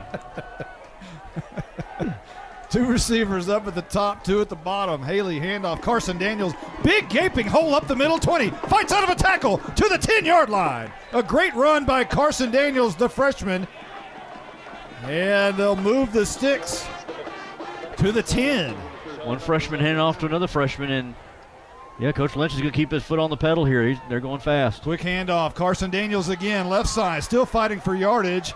Almost to the 5. He'll be driven backwards, but forward progress gets him to the 6. Well, 2 plays in a row getting to Carson Daniels. I wonder if they're trying to get him in the end zone, get him some love. Might as well. 8:43 and rolling here in the 4th quarter. 49-21, Howe in the lead. Now they take a little bit of time. They look over to the side. Haley in the gun, 2 receivers either side. Arturo Louder in the slot and Waldrop near side. Haley flushed out, and he's going to go down. That's a big sack back to the 14-yard line. That's a big kid on top of Haley, and he kind of just picks him up, sets him back up in his spot. That's a big kid. Haley did the smart thing. He saw purple jerseys coming at him from all directions and just got down. Probably after that hit from S&S a couple of weeks ago, he probably doesn't want to think about that, so he just makes a smart move and lives to see another day. Clock continues to roll, under 8 minutes left to go in the game. The freshman, Daniels and Haley, man in motion is Thornton. They fake it to him. Haley wants to throw. It's a high ball to Wyndon coming across on the at a 5-yard in, and Haley just overthrew him by just a little bit. Falls incomplete. Third down and it's fourth down. Fourth and a field goal attempt. Flores coming in. So a 30-yard attempt we're about to see. And we saw him hitting from 39 earlier this evening. And he hit one that would have been good from about 44-ish. Yeah. So Haley to hold on a 30-yard field goal attempt by Flores. The kick is high, the kick's very long, and the kick is good. Flores bangs it through. That might have been good from 45. And our new score, Howe's hung half 100 on Bonham, 52-21. We'll be right back. First Baptist Church here in Howe, Texas would like to invite you and your family to a celebration of our Lord and Savior Jesus Christ. Each Sunday morning at 10:30, we meet for worship at 100 East Davis Street in Howe. Prior to that, we have relevant Bible fellowships for all ages beginning at 9:15. Join us each week to declare the hope that is found only in Christ. Be ready to experience the life-changing power of the gospel. There is only one message for every generation, and that message is Jesus. At Grayson Cullen Electric Cooperative, GCEC, we have been around for over 80 years and are governed by 7 principles: open and voluntary membership, democratic member control, members' economic participation, autonomy and independence, education, training, and information, cooperation among cooperatives, and concern for community. One of our communities is Howe, Texas, and GCEC is proud to support the Howe Bulldogs. You know who's getting their money's worth tonight is Tech Wave. Yeah. The Tech Wave kickoff by Flores is a high pooch kick, middle of the field, going to be taken by Elliott Ross, dives for it. It's not Ross. Stuber. He fair catch that, fair caught that. I believe, well, I think he caught it on the run. Ball's at the 37. What was the proper pronunciation for that? Fair caught, fair caught it? Fair I guess catch? fair caught. Fair caught. Strange. Strange. So Bonham starting at their own 37, moving right to left. Ryan Hill goes in at nose guard. Carson Daniels at linebacker. Noah Campbell in at linebacker. He's been out there a lot tonight. It was the hit exterior scoring drive recap. 7 plays, 48 yards. And it was a 30-yard field goal by Flores to get us to 52-21. Handoff near side, Ross. He's got quite a bit of room coming near side. And he's got 12 yards to midfield. Aiden Norton in at cornerback. Do you think about maybe getting Jalen Thornton out there maybe? Hunter Brusso checks in. Arturo Louder checks out. Yeah, how about that? Let's, Thornton, leave the field. Here is quarterback Stuber. Tries to run up the middle. Jackson Adkins was right there. Matthew Bearden was right there. Good job by those guys to shed their blocks and bring him back for a 1-yard loss. So who do you want to talk to? Our night furniture sideline report. Who do you want to talk to tonight? Well, Caden Harmon, but he's iced sitting here on the bench, so may have to be sitting down talking to him. Here's Gerald Stewart on the jet sweep from the left to the right on the far side. Jumps over a defender and has the first down inside the 40 to the 38. There is a flag down, however. So you want to talk to Caden Harmon? Of course, don't you? Sure, okay. All right. What about Jalen Thornton too, right? Oh my gosh. If he has enough strength to talk to me after this game, I will talk to him. Yeah, Jalen, man, he just may get a rope and pull the bus all the way home. Man, what a game. This one's going to be against Bonham. They're going to back it up, negating the great run by Gerald Stewart on the jet sweep.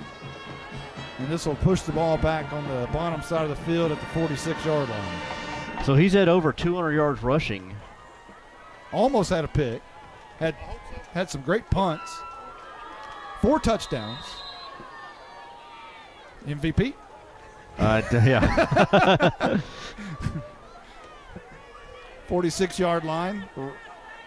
Right to left. Bonham. Stubert drops back 3 steps, looking across the middle. Wide open. Bowser bobbles it for a moment. Now brings it in. He's got the 20. Escapes for a moment down the sidelines. I believe he's going to be out at the 1-yard line. A crossing pattern there, and he bobbled it a few times, tip drill, before he able to secure it. And really good hustle by Brandon Williams to go down there and at least knock him out of bounds, or knock him down, maybe put his knee down about the 2-yard line. We're told by the blizzard that he was in. It was a terrible spot. But I thought he was in too, but I guess they thought he put a knee down. I thought he might have been too. They'll mark it at the 1. They're going to have to get it the hard way. Stuber in the gun. Ross next to him. Stuber's going to keep it himself. Bounces one defender. Bounces out to the right. Not sure he's in. He's in. And they give it to him. Touchdown Bonham. And they're on the board. They're not done tonight. 52-27 awaiting the PAT. 6:17 left to go in this game. Well, it wasn't for lack of effort by the Bulldogs. Just missed a couple of tackles there. And Bonham's not going to go away here tonight. 4-play drive for Bonham. 63 yards on the drive. Reinhardt for the PAT. Stuber to hold. It's on the tee. Good snap, good hold. Another line drive kick by Reinhardt. That one's no good. It's a rare issue for Reinhardt, as normally he is spot on. 52-27 our score. We'll be right back. First Baptist Church here in Howe, Texas would like to invite you and your family to a celebration of our Lord and Savior Jesus Christ. Each Sunday morning at 10:30, we meet for worship at 100 East Davis Street in Howe. Prior to that, we have relevant Bible fellowships for all ages beginning at 9:15. Join us each week to declare the hope that is found only in Christ. Be ready to experience the life-changing power of the gospel. There is only one message for every generation, and that message is Jesus. All right, we got to get with Randy Pendergrass. They put a point up there. Take that point away. He didn't make the PAT. Take the point down. They've got it right now, 52-28, but it should be 52-27 on the scoreboard here at Warrior Stadium in Bonham, Texas, as we approach the Tech Wave kickoff. And we have a scoring drive recap of 4 plays. This is for Hit Exterior LLC. 4 plays, 63 yards. It was a 1-yard touchdown plunge by Stuber to make it 52-27 after the missed PAT by Reinhardt. There's 6:13 left to go in the 17 left to go in the game. And here's your Tech Wave kickoff. I thought it was going to be an onside. It's not, as Reinhardt backs up. About to bang it away for Howe, who likes to score on 1-play drives all of a sudden. Reinhardt's kick comes near side and is going to probably go out of bounds, and it goes out of bounds. As I thought for a moment that Bonham was going to be able to get on it. As they pooched it down to the near side, Howe just kind of looked at it. Bonham raced down there, and good thing for Howe, it just bounced out of bounds. I think Howe was betting on it, bouncing and going out of bounds is in the field of play. At least a gamble that paid off. So Howe's going to have the ball in pretty good field position, trying to kill this one. They still hadn't changed that 28-27 yet. He did miss it, right? He did miss it. Yeah. Shanked it left. I mean, I saw the line drive, and I saw the officials give the no good signal. So now at this point in the offense, I think, is this when you start kind of bleeding some clock here and getting out of here? This is where we're going to find out about our new offensive coordinator. We're going to keep hammering it, or we're going to kill some clock. Ball at the 35. 6:16 on the clock. This is a run up the middle by Williams, and good for about 4 yards. Well, Thornton's not in the game right now, so maybe that was the end of the night for him. That might be a good idea, don't you think? I mean, he's going to have to pull the bus home with a rope. So right. Give him a little, a little break before he does 10 that. minutes off here, yeah. Ball at the 38 after a 4-yard run by Williams. I guess they'll spot it at the 39. Haley still in the gun, has to dig out a low snap, picks it up, hands it off to Williams, crosses the 40 to the 41. Howe taking a lot of time off the play clock here as well. Is it interesting with Haley? He was calling out some signals there and trying to get the defense to jump off sides. They didn't. And then went ahead and went with his play and did all the window dressing that they do, and just a handoff to Williams for a 2-yard gain. Hey, Caroline, is Coach Simmons down there? Yes. Do you think we could hear from Coach Simmons? Sure. Give me 1 second. Let's do that. Let's do that. He's on the other end of the field, isn't he? Third down, and he's like Jerry Jones. He's a Jerry Jones of the Howe Bulldogs. Come down on the field at the end of the game. 3rd down and 4. We're under 5 minutes now. Haley is going to get it. He wants to throw. He's got Gronk, and Gronk almost escapes for a big, long gainer. Has a first down at midfield into Bonham territory at the 49, but a flag down. I think it may be a late hit against Bonham on Haley. And Haley was slow to get up. That's what you don't want to hear or see right now. This late in the ball game, the game is pretty much in hand, and your quarterback getting knocked around. All right, guys, I got Coach Simmons. Coach, you were saying earlier that when we were up 30-something to 0 that you were waiting to enjoy it. Are you enjoying this game yet? Not yet. Not till it's over. That's right. I'm over here counting. I don't know how good my math is, but I know one thing. They don't have 28. It's 27. That's official. I guess a style point or something. But I'm just trying to make sure we stay ahead. Yeah, well, we got 4 minutes, 42 seconds, and let's go home. 40 minutes to 9. Yeah. That's a lot. Let him know that we're still motivated. We're still motivated. That's right. 4:32 on the clock. This is a toss to Williams, left side. He's got a big seam, looking for a block. Gets a block from Wyndon. Williams. And he races down inside the 10 to the 8. I meant Wyndon. We've got Williams and Wyndon, but he's got a first down inside the 10 with 4:23 left to go in the game. I like that. A pitch out there to Williams and let him use some of that power and speed he has outside. And the thing is, he got to near the out of bounds and got tackled in bounds to keep the clock moving. And it is moving at 4:13. 17 on the play clock. Haley goes under center, nearly draws him off. And now he'll go under center again. And he's going to hand off, deep hand off Williams, an I formation, and he'll plunge to about the 3-yard line. I formation with Daniels right in front of him. And they're trying to go fast here again. 5-yard gain, and here we go. I formation again. Hand off Williams again, right side. This time, it's touchdown time in Texas. And Howe's got 58 on the board. When's the last time we had 50?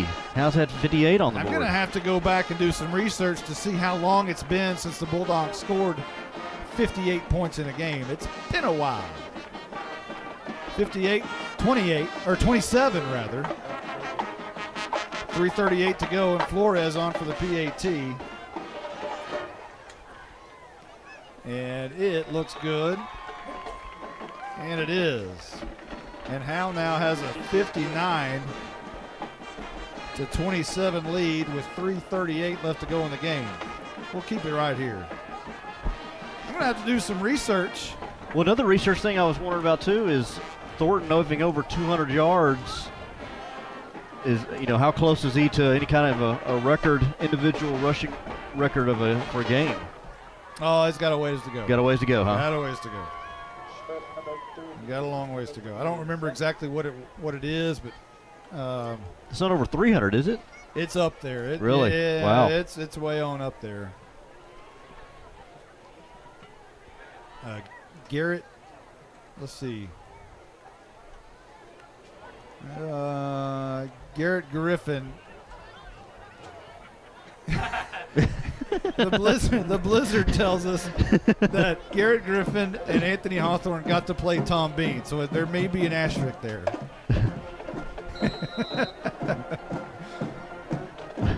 Do you know how many yards he had, Blizzard?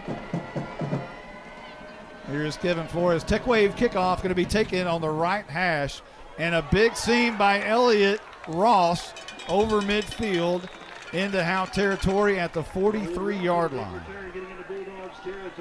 It's going to be a bit since Howe's put 59 on the board. It's going to be a bit. Now, Howe scored 77 against Tom Bean in 2014. Okay. To set the school record, which was 76, set in 1991 at S&S. The only reason I know that because I was on the field that night. So 76, and they got 77 to set the record. 77 at Tom Bean. That's the record. And that's probably the last time they've hung 59 in a game. I'm just guessing right now. I don't have that official. So probably 2014, you said? 2014. 3:25 on the clock.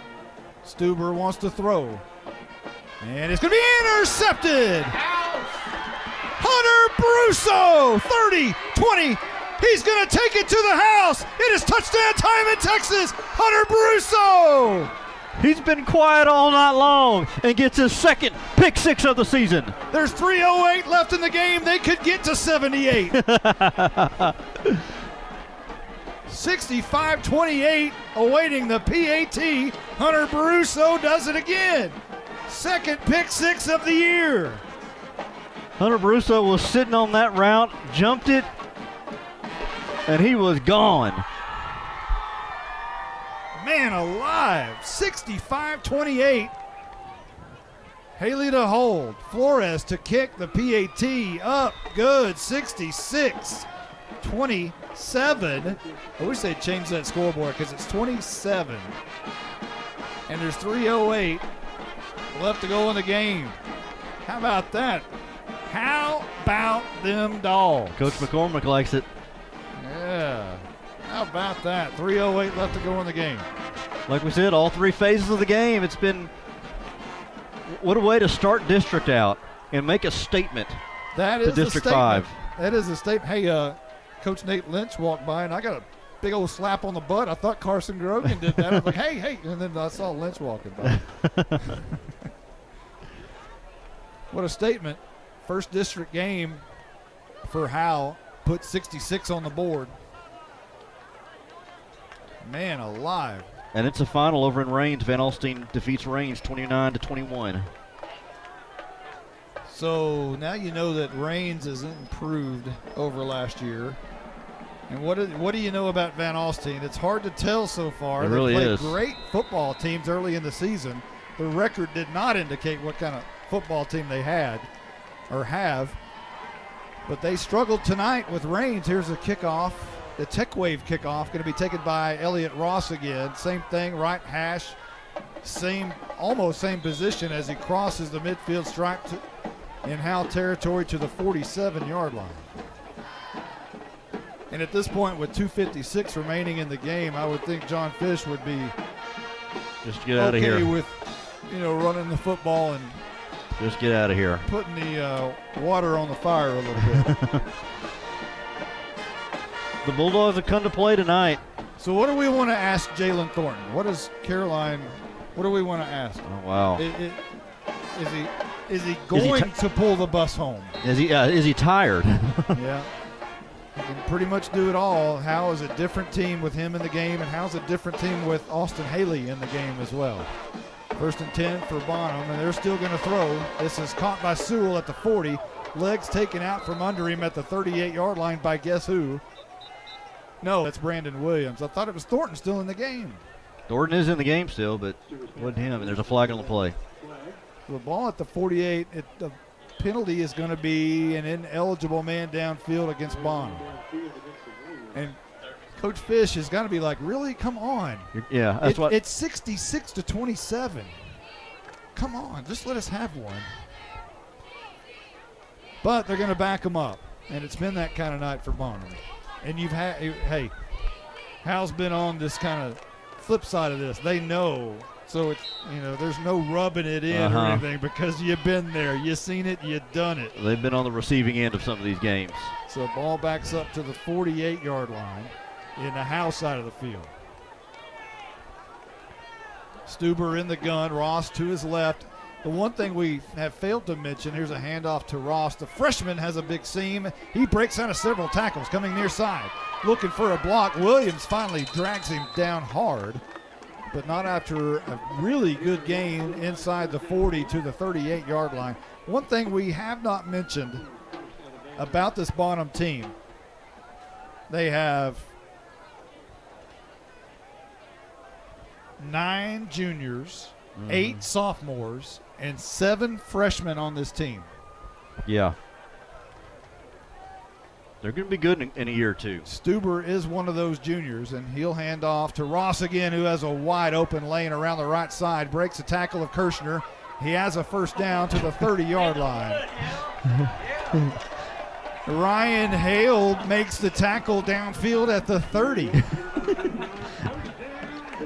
Ryan Hale, with the pursuit, and puts a good lick in there on Ross there at the end of that run.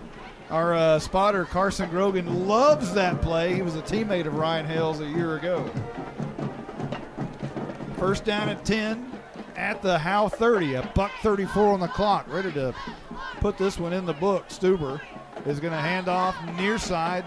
Ross again trying to find the corner. Does find the corner, finds the 15 and out of bounds at about the 14-yard line, and another first down run by Ross here at the end of the game. Go ahead. I'll say, with this game, this has been a fun game to broadcast. The last couple of years have been just some tough times. We didn't win a game in district last year. You start out the season 1-3, so just from a broadcast standpoint, this has been a fun game to be a part of. Yeah, about to kick you out of here. How's 5-19 with you around? Since I come in, I know. What? You're not. We talked about off air. You're not used to these starts here. Coming from McKinney and Sherman, sir. and you're used to going, 3 and 4 rounds deep every year. You're not used to 3 and 7. And we were doing that here until you showed up. Here's a handoff to Bowser up the middle, and he gets a carry and slung down at about the 3-yard line. Bonham trying to punch it in here real quick before the game is over. 66-27 our score, 1:09 on the clock as they stop it momentarily for some reason. Now maybe to move the chains. It's first down and goal, and now the clock runs with 1:08.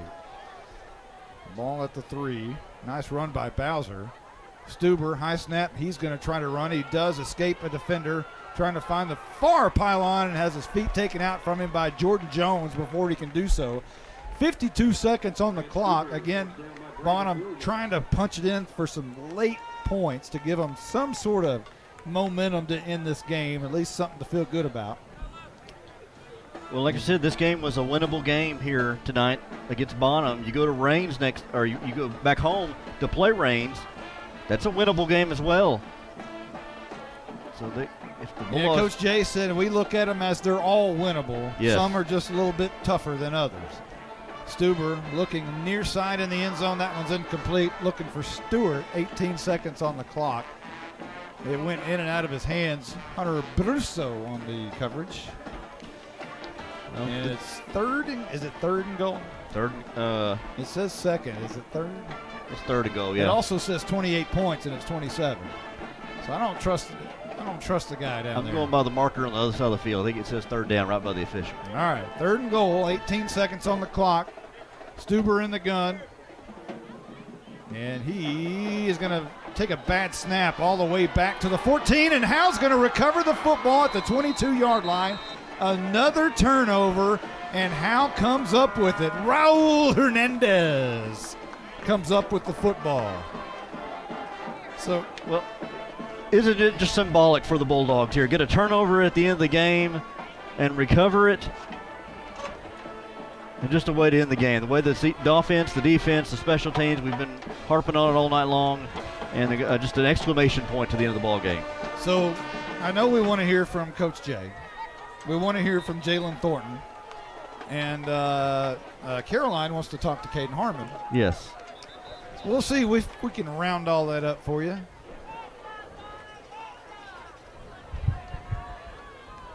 As Howe's going to come out with 9 seconds and just kill it right here. And I still have 4 Diet Cokes to drink. What's going to You got some for the road. I guess so. Howe in victory formation.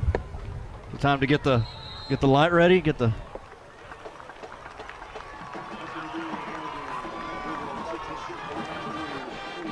And this one is in the books. Howe, your Bulldogs are 1-0 in district play. It's the first time your Bulldogs have won a district game on the road in 1,057 days, but that was yesterday. It's a new day. It's a new year. Howe is 1-0 in district play. And as Coach McCormick drives by here in a minute, we're going to have him turn on the victory light. If he'll punch that little button right there, the victory light in Howe is on in downtown. How do you like that? 1-0 in district play, and it's got to feel good. And Caroline, these players have to be ecstatic with the win that they got tonight. Oh, I cannot wait to talk to them. I think I'm going to try to talk to literally as many people as I can. We'll be here all night. The scoreboard. I mean, maybe. I'll just file them in. Like, what's 1, 2, 3? Yeah. The scoreboard has been turned off.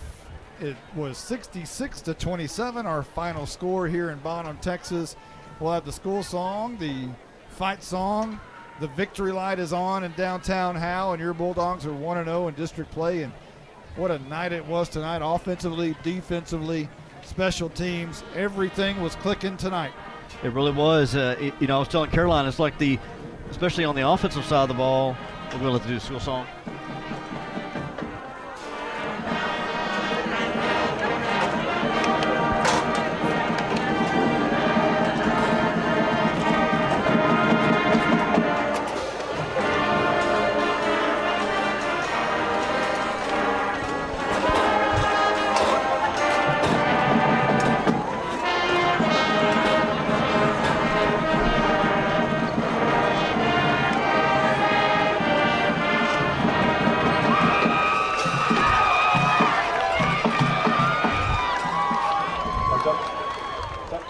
What a night. Go ahead. What I was saying was, telling Caroline earlier at the halftime show was that it's like this offense was playing possum the first 4 games of the season in non-district. With the offense only averaging 20 points per game, 288 yards per game. Shoot, Jalen Thornton had over 200 yards of rushing, and they put up 66 points on the scoreboard. So I don't know if they were holding back or what, but it was good to see here tonight. Very good to see here tonight. Howe scored 77 at Tom Bean in 2014. We think that might have been the last time Howe got past 66, what they put on the board tonight in a 66-27 win here in Bonham. Every time we come here, there's 1 million points scored, and that happened tonight. We were thinking that the score might be half of what it turned out to be tonight. Yeah, we all took some predictions here, and then we weren't even close. You know, one of the things I love about what Howe does right here is when the opposing team does their fight song or their school song, Howe turns around and looks at the crowd in respect for the opposing team and gives them their moment, and then they turn around with the fight song as you hear now. Like we say before, that starts at the top with Coach Jay. So Coach Jay is talking to his team right now, and when he gets done with that, Caroline will pop out, and and we get a text from the band director, Angie Liss, and she says, that band kid can play, talking about Hunter Brusso. Had him a pick 6 tonight. You know, I called her a couple weeks ago after that pick 6, and I said, hey, Angie, you got any more kids on the band that we can recruit from? Who are you hiding down there? Can we get some others? Oh, Coach Jay's still talking to the team down there, and he's got to be happy. Oh, man. You know, but in this situation, hey, it's step 1 of 6. You still have to, enjoy it, but you still have to remember, hey, it's just one, even though it was a great one. Enjoy it tonight and get back to it. You got the 24-hour rule. You enjoy it for 24 hours, then you get ready for next week's opponent. You'll have a fun time getting ready or doing the highlights for this one. I won't be in bed till 2 a.m. Yeah, that's for sure. Be a late night for you. It's going to be a long one. The highlights may be 18 minutes long this week. Huh? Man, alive. That was a lot of action, and it's fun over here. Every time we come to Bonham, it's great hospitality. The people over here are great. They really are. The press box, we're in a good shape for 3A football. This is, it's a good press box. They take good care of us. Always a good place to come over here in Bonham. Yeah. Guys, I got a funny, good story for you before we start. Talking to this guy, he's a Bulldog fan. He comes by. He said, "Hey, that Bells game. I'm a truck driver. I listen to y'all from Florida, Louisiana, Mississippi. I know that's not the right order of states, but you know what I mean. You know what I mean? Zigzagging all over. Yeah, the he's country. going all crazy. But from Florida, 3 states. He listened to us. I said, "Oh yeah." He goes, "Yep. Every time you say my kid's name, I'm so proud." I said, "Well, who's your kid?" Hunter Brusso. I said, "Well, we're talking to him right now. We're talking about it right now." I said, "That band kid can play." That band kid can play. Man, I tell you, he used to play for the team, and now they play for him. And what's funny is, like I said, we hadn't called his name a lot tonight, and then all of a sudden he came and jumped a route and ran it back the other way. Oh. And now Caroline is trying to track people down. Let's see. I don't even know where you are, Caroline. She's at the 30-yard line. I see you. Okay. And Coach Jay's at the 40, 41, I think. I don't even. Oh yeah, I do see Coach Jay. Do you see him, Caroline?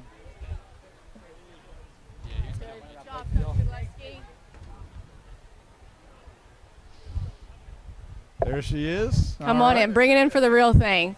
Coach Jay. Oh, he gets a hug. I know. She I gets got a a victory hug. hug. They're so jealous. Coach Jay, 66-27, 1-0 in district. What do you got to say? Very proud of our boys. They came out and played all week long. We kept preaching that all year we've been preaching that we're a gritty football team. We're a good football team. We're 5 plays away from winning some other games.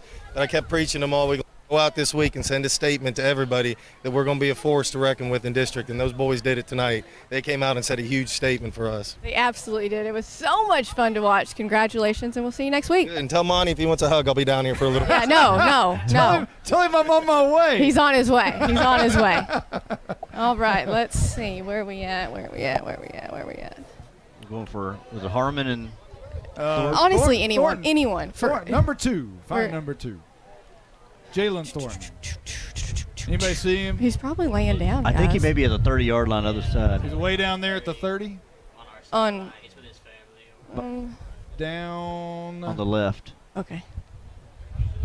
Is he coming back this way? He's talking to his father on the 31-yard line, we understand. On the sidelines, out of bounds. On the sidelines, out of bounds? Okay. Yeah. Okay. Oh, yep, okay. Oh, I forgot. They can hear you. Yes.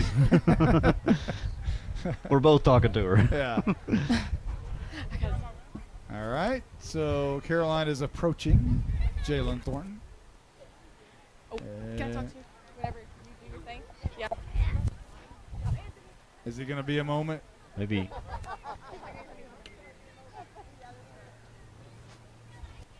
Trying to corral Jalen Thornton. They're taking some pictures over there with his family. What a game. The Blizzard, I'm sure, will give us some stats on the final stats for Jalen Thornton, how many yards he ended up with. It was over 200 on the night. Four touchdowns. 4 touchdowns. 66-27, Howe with the win tonight. We're about to interview Jalen Thornton. As soon as he gets... He's a popular man down there. Listen, star of the game. Jalen. Uh-oh, you got to... Can I get a minute of your time? No, star of the game. Are you tired or what? Yes, I'm very tired. No, so can imagine. The stats I have for you: 17 carries, 211 yards, 4 touchdowns, 6 tackles, 1 pass breakup, fumble recovery. How do you feel? It actually feels pretty great. You know, just coming off a bad loss from who was it that we played last game?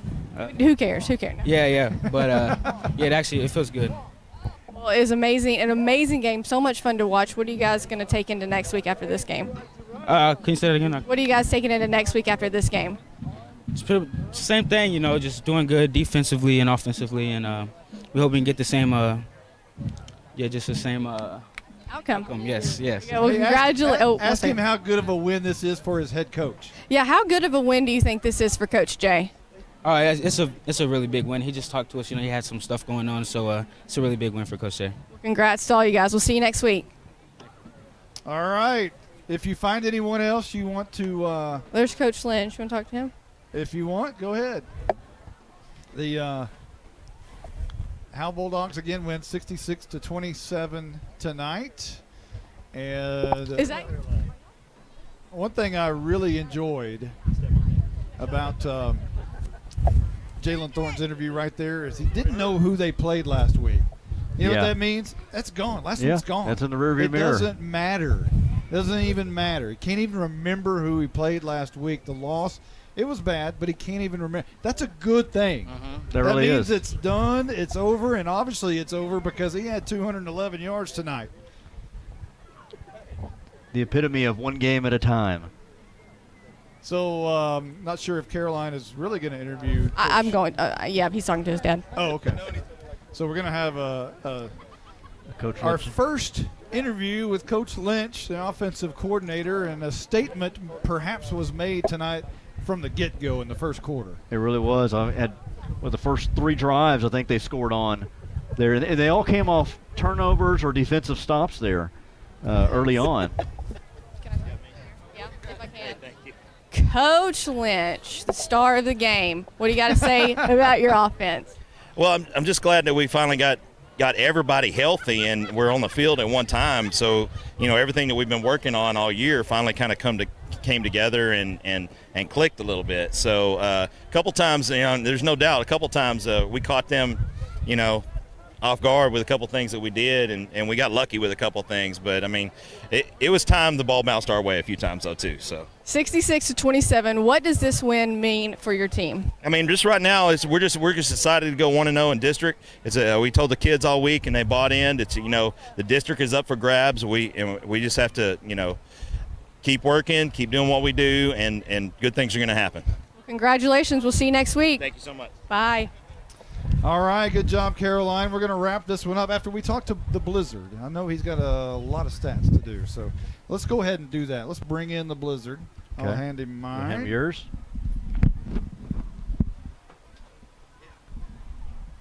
This is Blake Burnett with our statistician. I'm in here now, y'all. All right. Get a long list there of statistics. The Austin Haley, first district game for the freshman, 10 of 19, 289 yards and 3 touchdowns. He was sacked 3 times, but they were also good plays to not try to turn the ball over and just take the sack. Yeah, it was good times he got down there instead of getting hit. Caden Harmon, 2 catches, 101 yards and a touchdown, all done in the first half. 4 tackles and an interception. The interception came in the second half. He did have an ankle injury, it looked like, late in the game, though, and held him out of the fourth quarter. Jalen Thornton, 17 carries, 211 yards, 4 touchdowns, 1 catch for 7 yards, 6 tackles, 1 pass breakup, and 1 fumble recovery. He should have probably intercepted the pass breakup, though. You said 17 for 211? 17 for 211. That's 12.4 yards a carry. Stephen Waldrop had a big second half with 3 catches for 21 yards. Brandon Williams also had a big second half, 10 carries, 66 yards, and 1 touchdown. And he was our leading the Bulldogs' leading tackler tonight with 11 tackles. Now, as we go on to the Bonham stats, Stuber, 13 of 35, 243 yards and 1 touchdown with 2 interceptions. Both came in the second half. Caden Harmon had 1 in the end zone, and Hunter Brusso had a pick 6 late in the fourth quarter.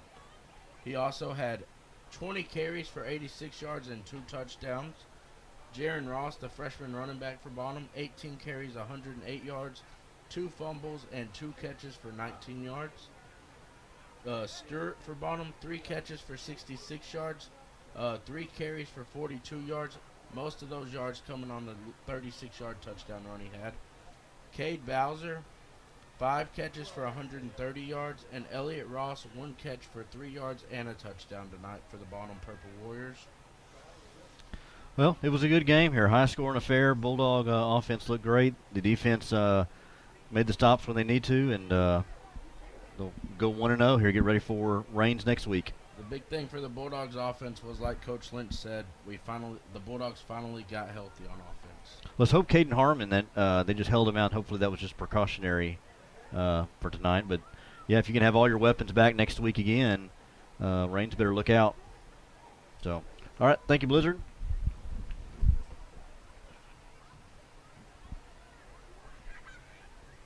We'll hand off back over to Monty to close us out. So I get the handoff? Yeah, you get the handoff. It's been a while. All right, yeah, right in the breadbasket there. So we got anything else to talk about? Are we good? I think the Coach Lynch and the offense have spoken tonight. I think everything. I think the Howe Bulldogs spoke very highly. The defense spoke too. Defense did a great job too. I don't want to always hop on the offense. We got to come up with we called them the dog pound def before. They may be that again, taking the ball away. And boy, they have created some turnovers this year. They really have.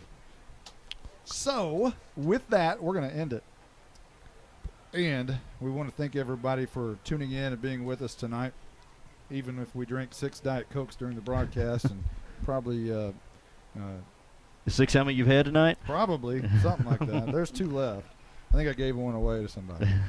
Anyway, we want to thank Caroline Slauson, our sideline reporter from Night Furniture. We want to thank them for sponsoring us. We also have Carson Grogan, our spotter and engineer. The Blizzard, Blake Burnett on stats. Our color analyst, Justin White. And for everyone who's been a part of this one, I'm Monty Walker, and we will see you next week at home against Emory Rains. So long, everybody. You've been listening to Howe Bulldogs football on HoweEnterprise.com. Howe Bulldogs football is brought to you by Sonic of Howe, Scoggins Funeral Home, Attorney Micah Belden, Bucks North Barbecue, TechWave, and Meacham State Farm, Night Furniture, Independent Bank, Star Auto Body, Torque Plumbing, Family Attorney Kimberly Killebrew, Juan Enciso Farmers Insurance, GCEC, The Old Man at the Coffee Shop, FBC Howe, the Howe Athletic Booster Club, Baker AC and Heating, Pitt Exteriors. This has been a product of Grayson Publishing.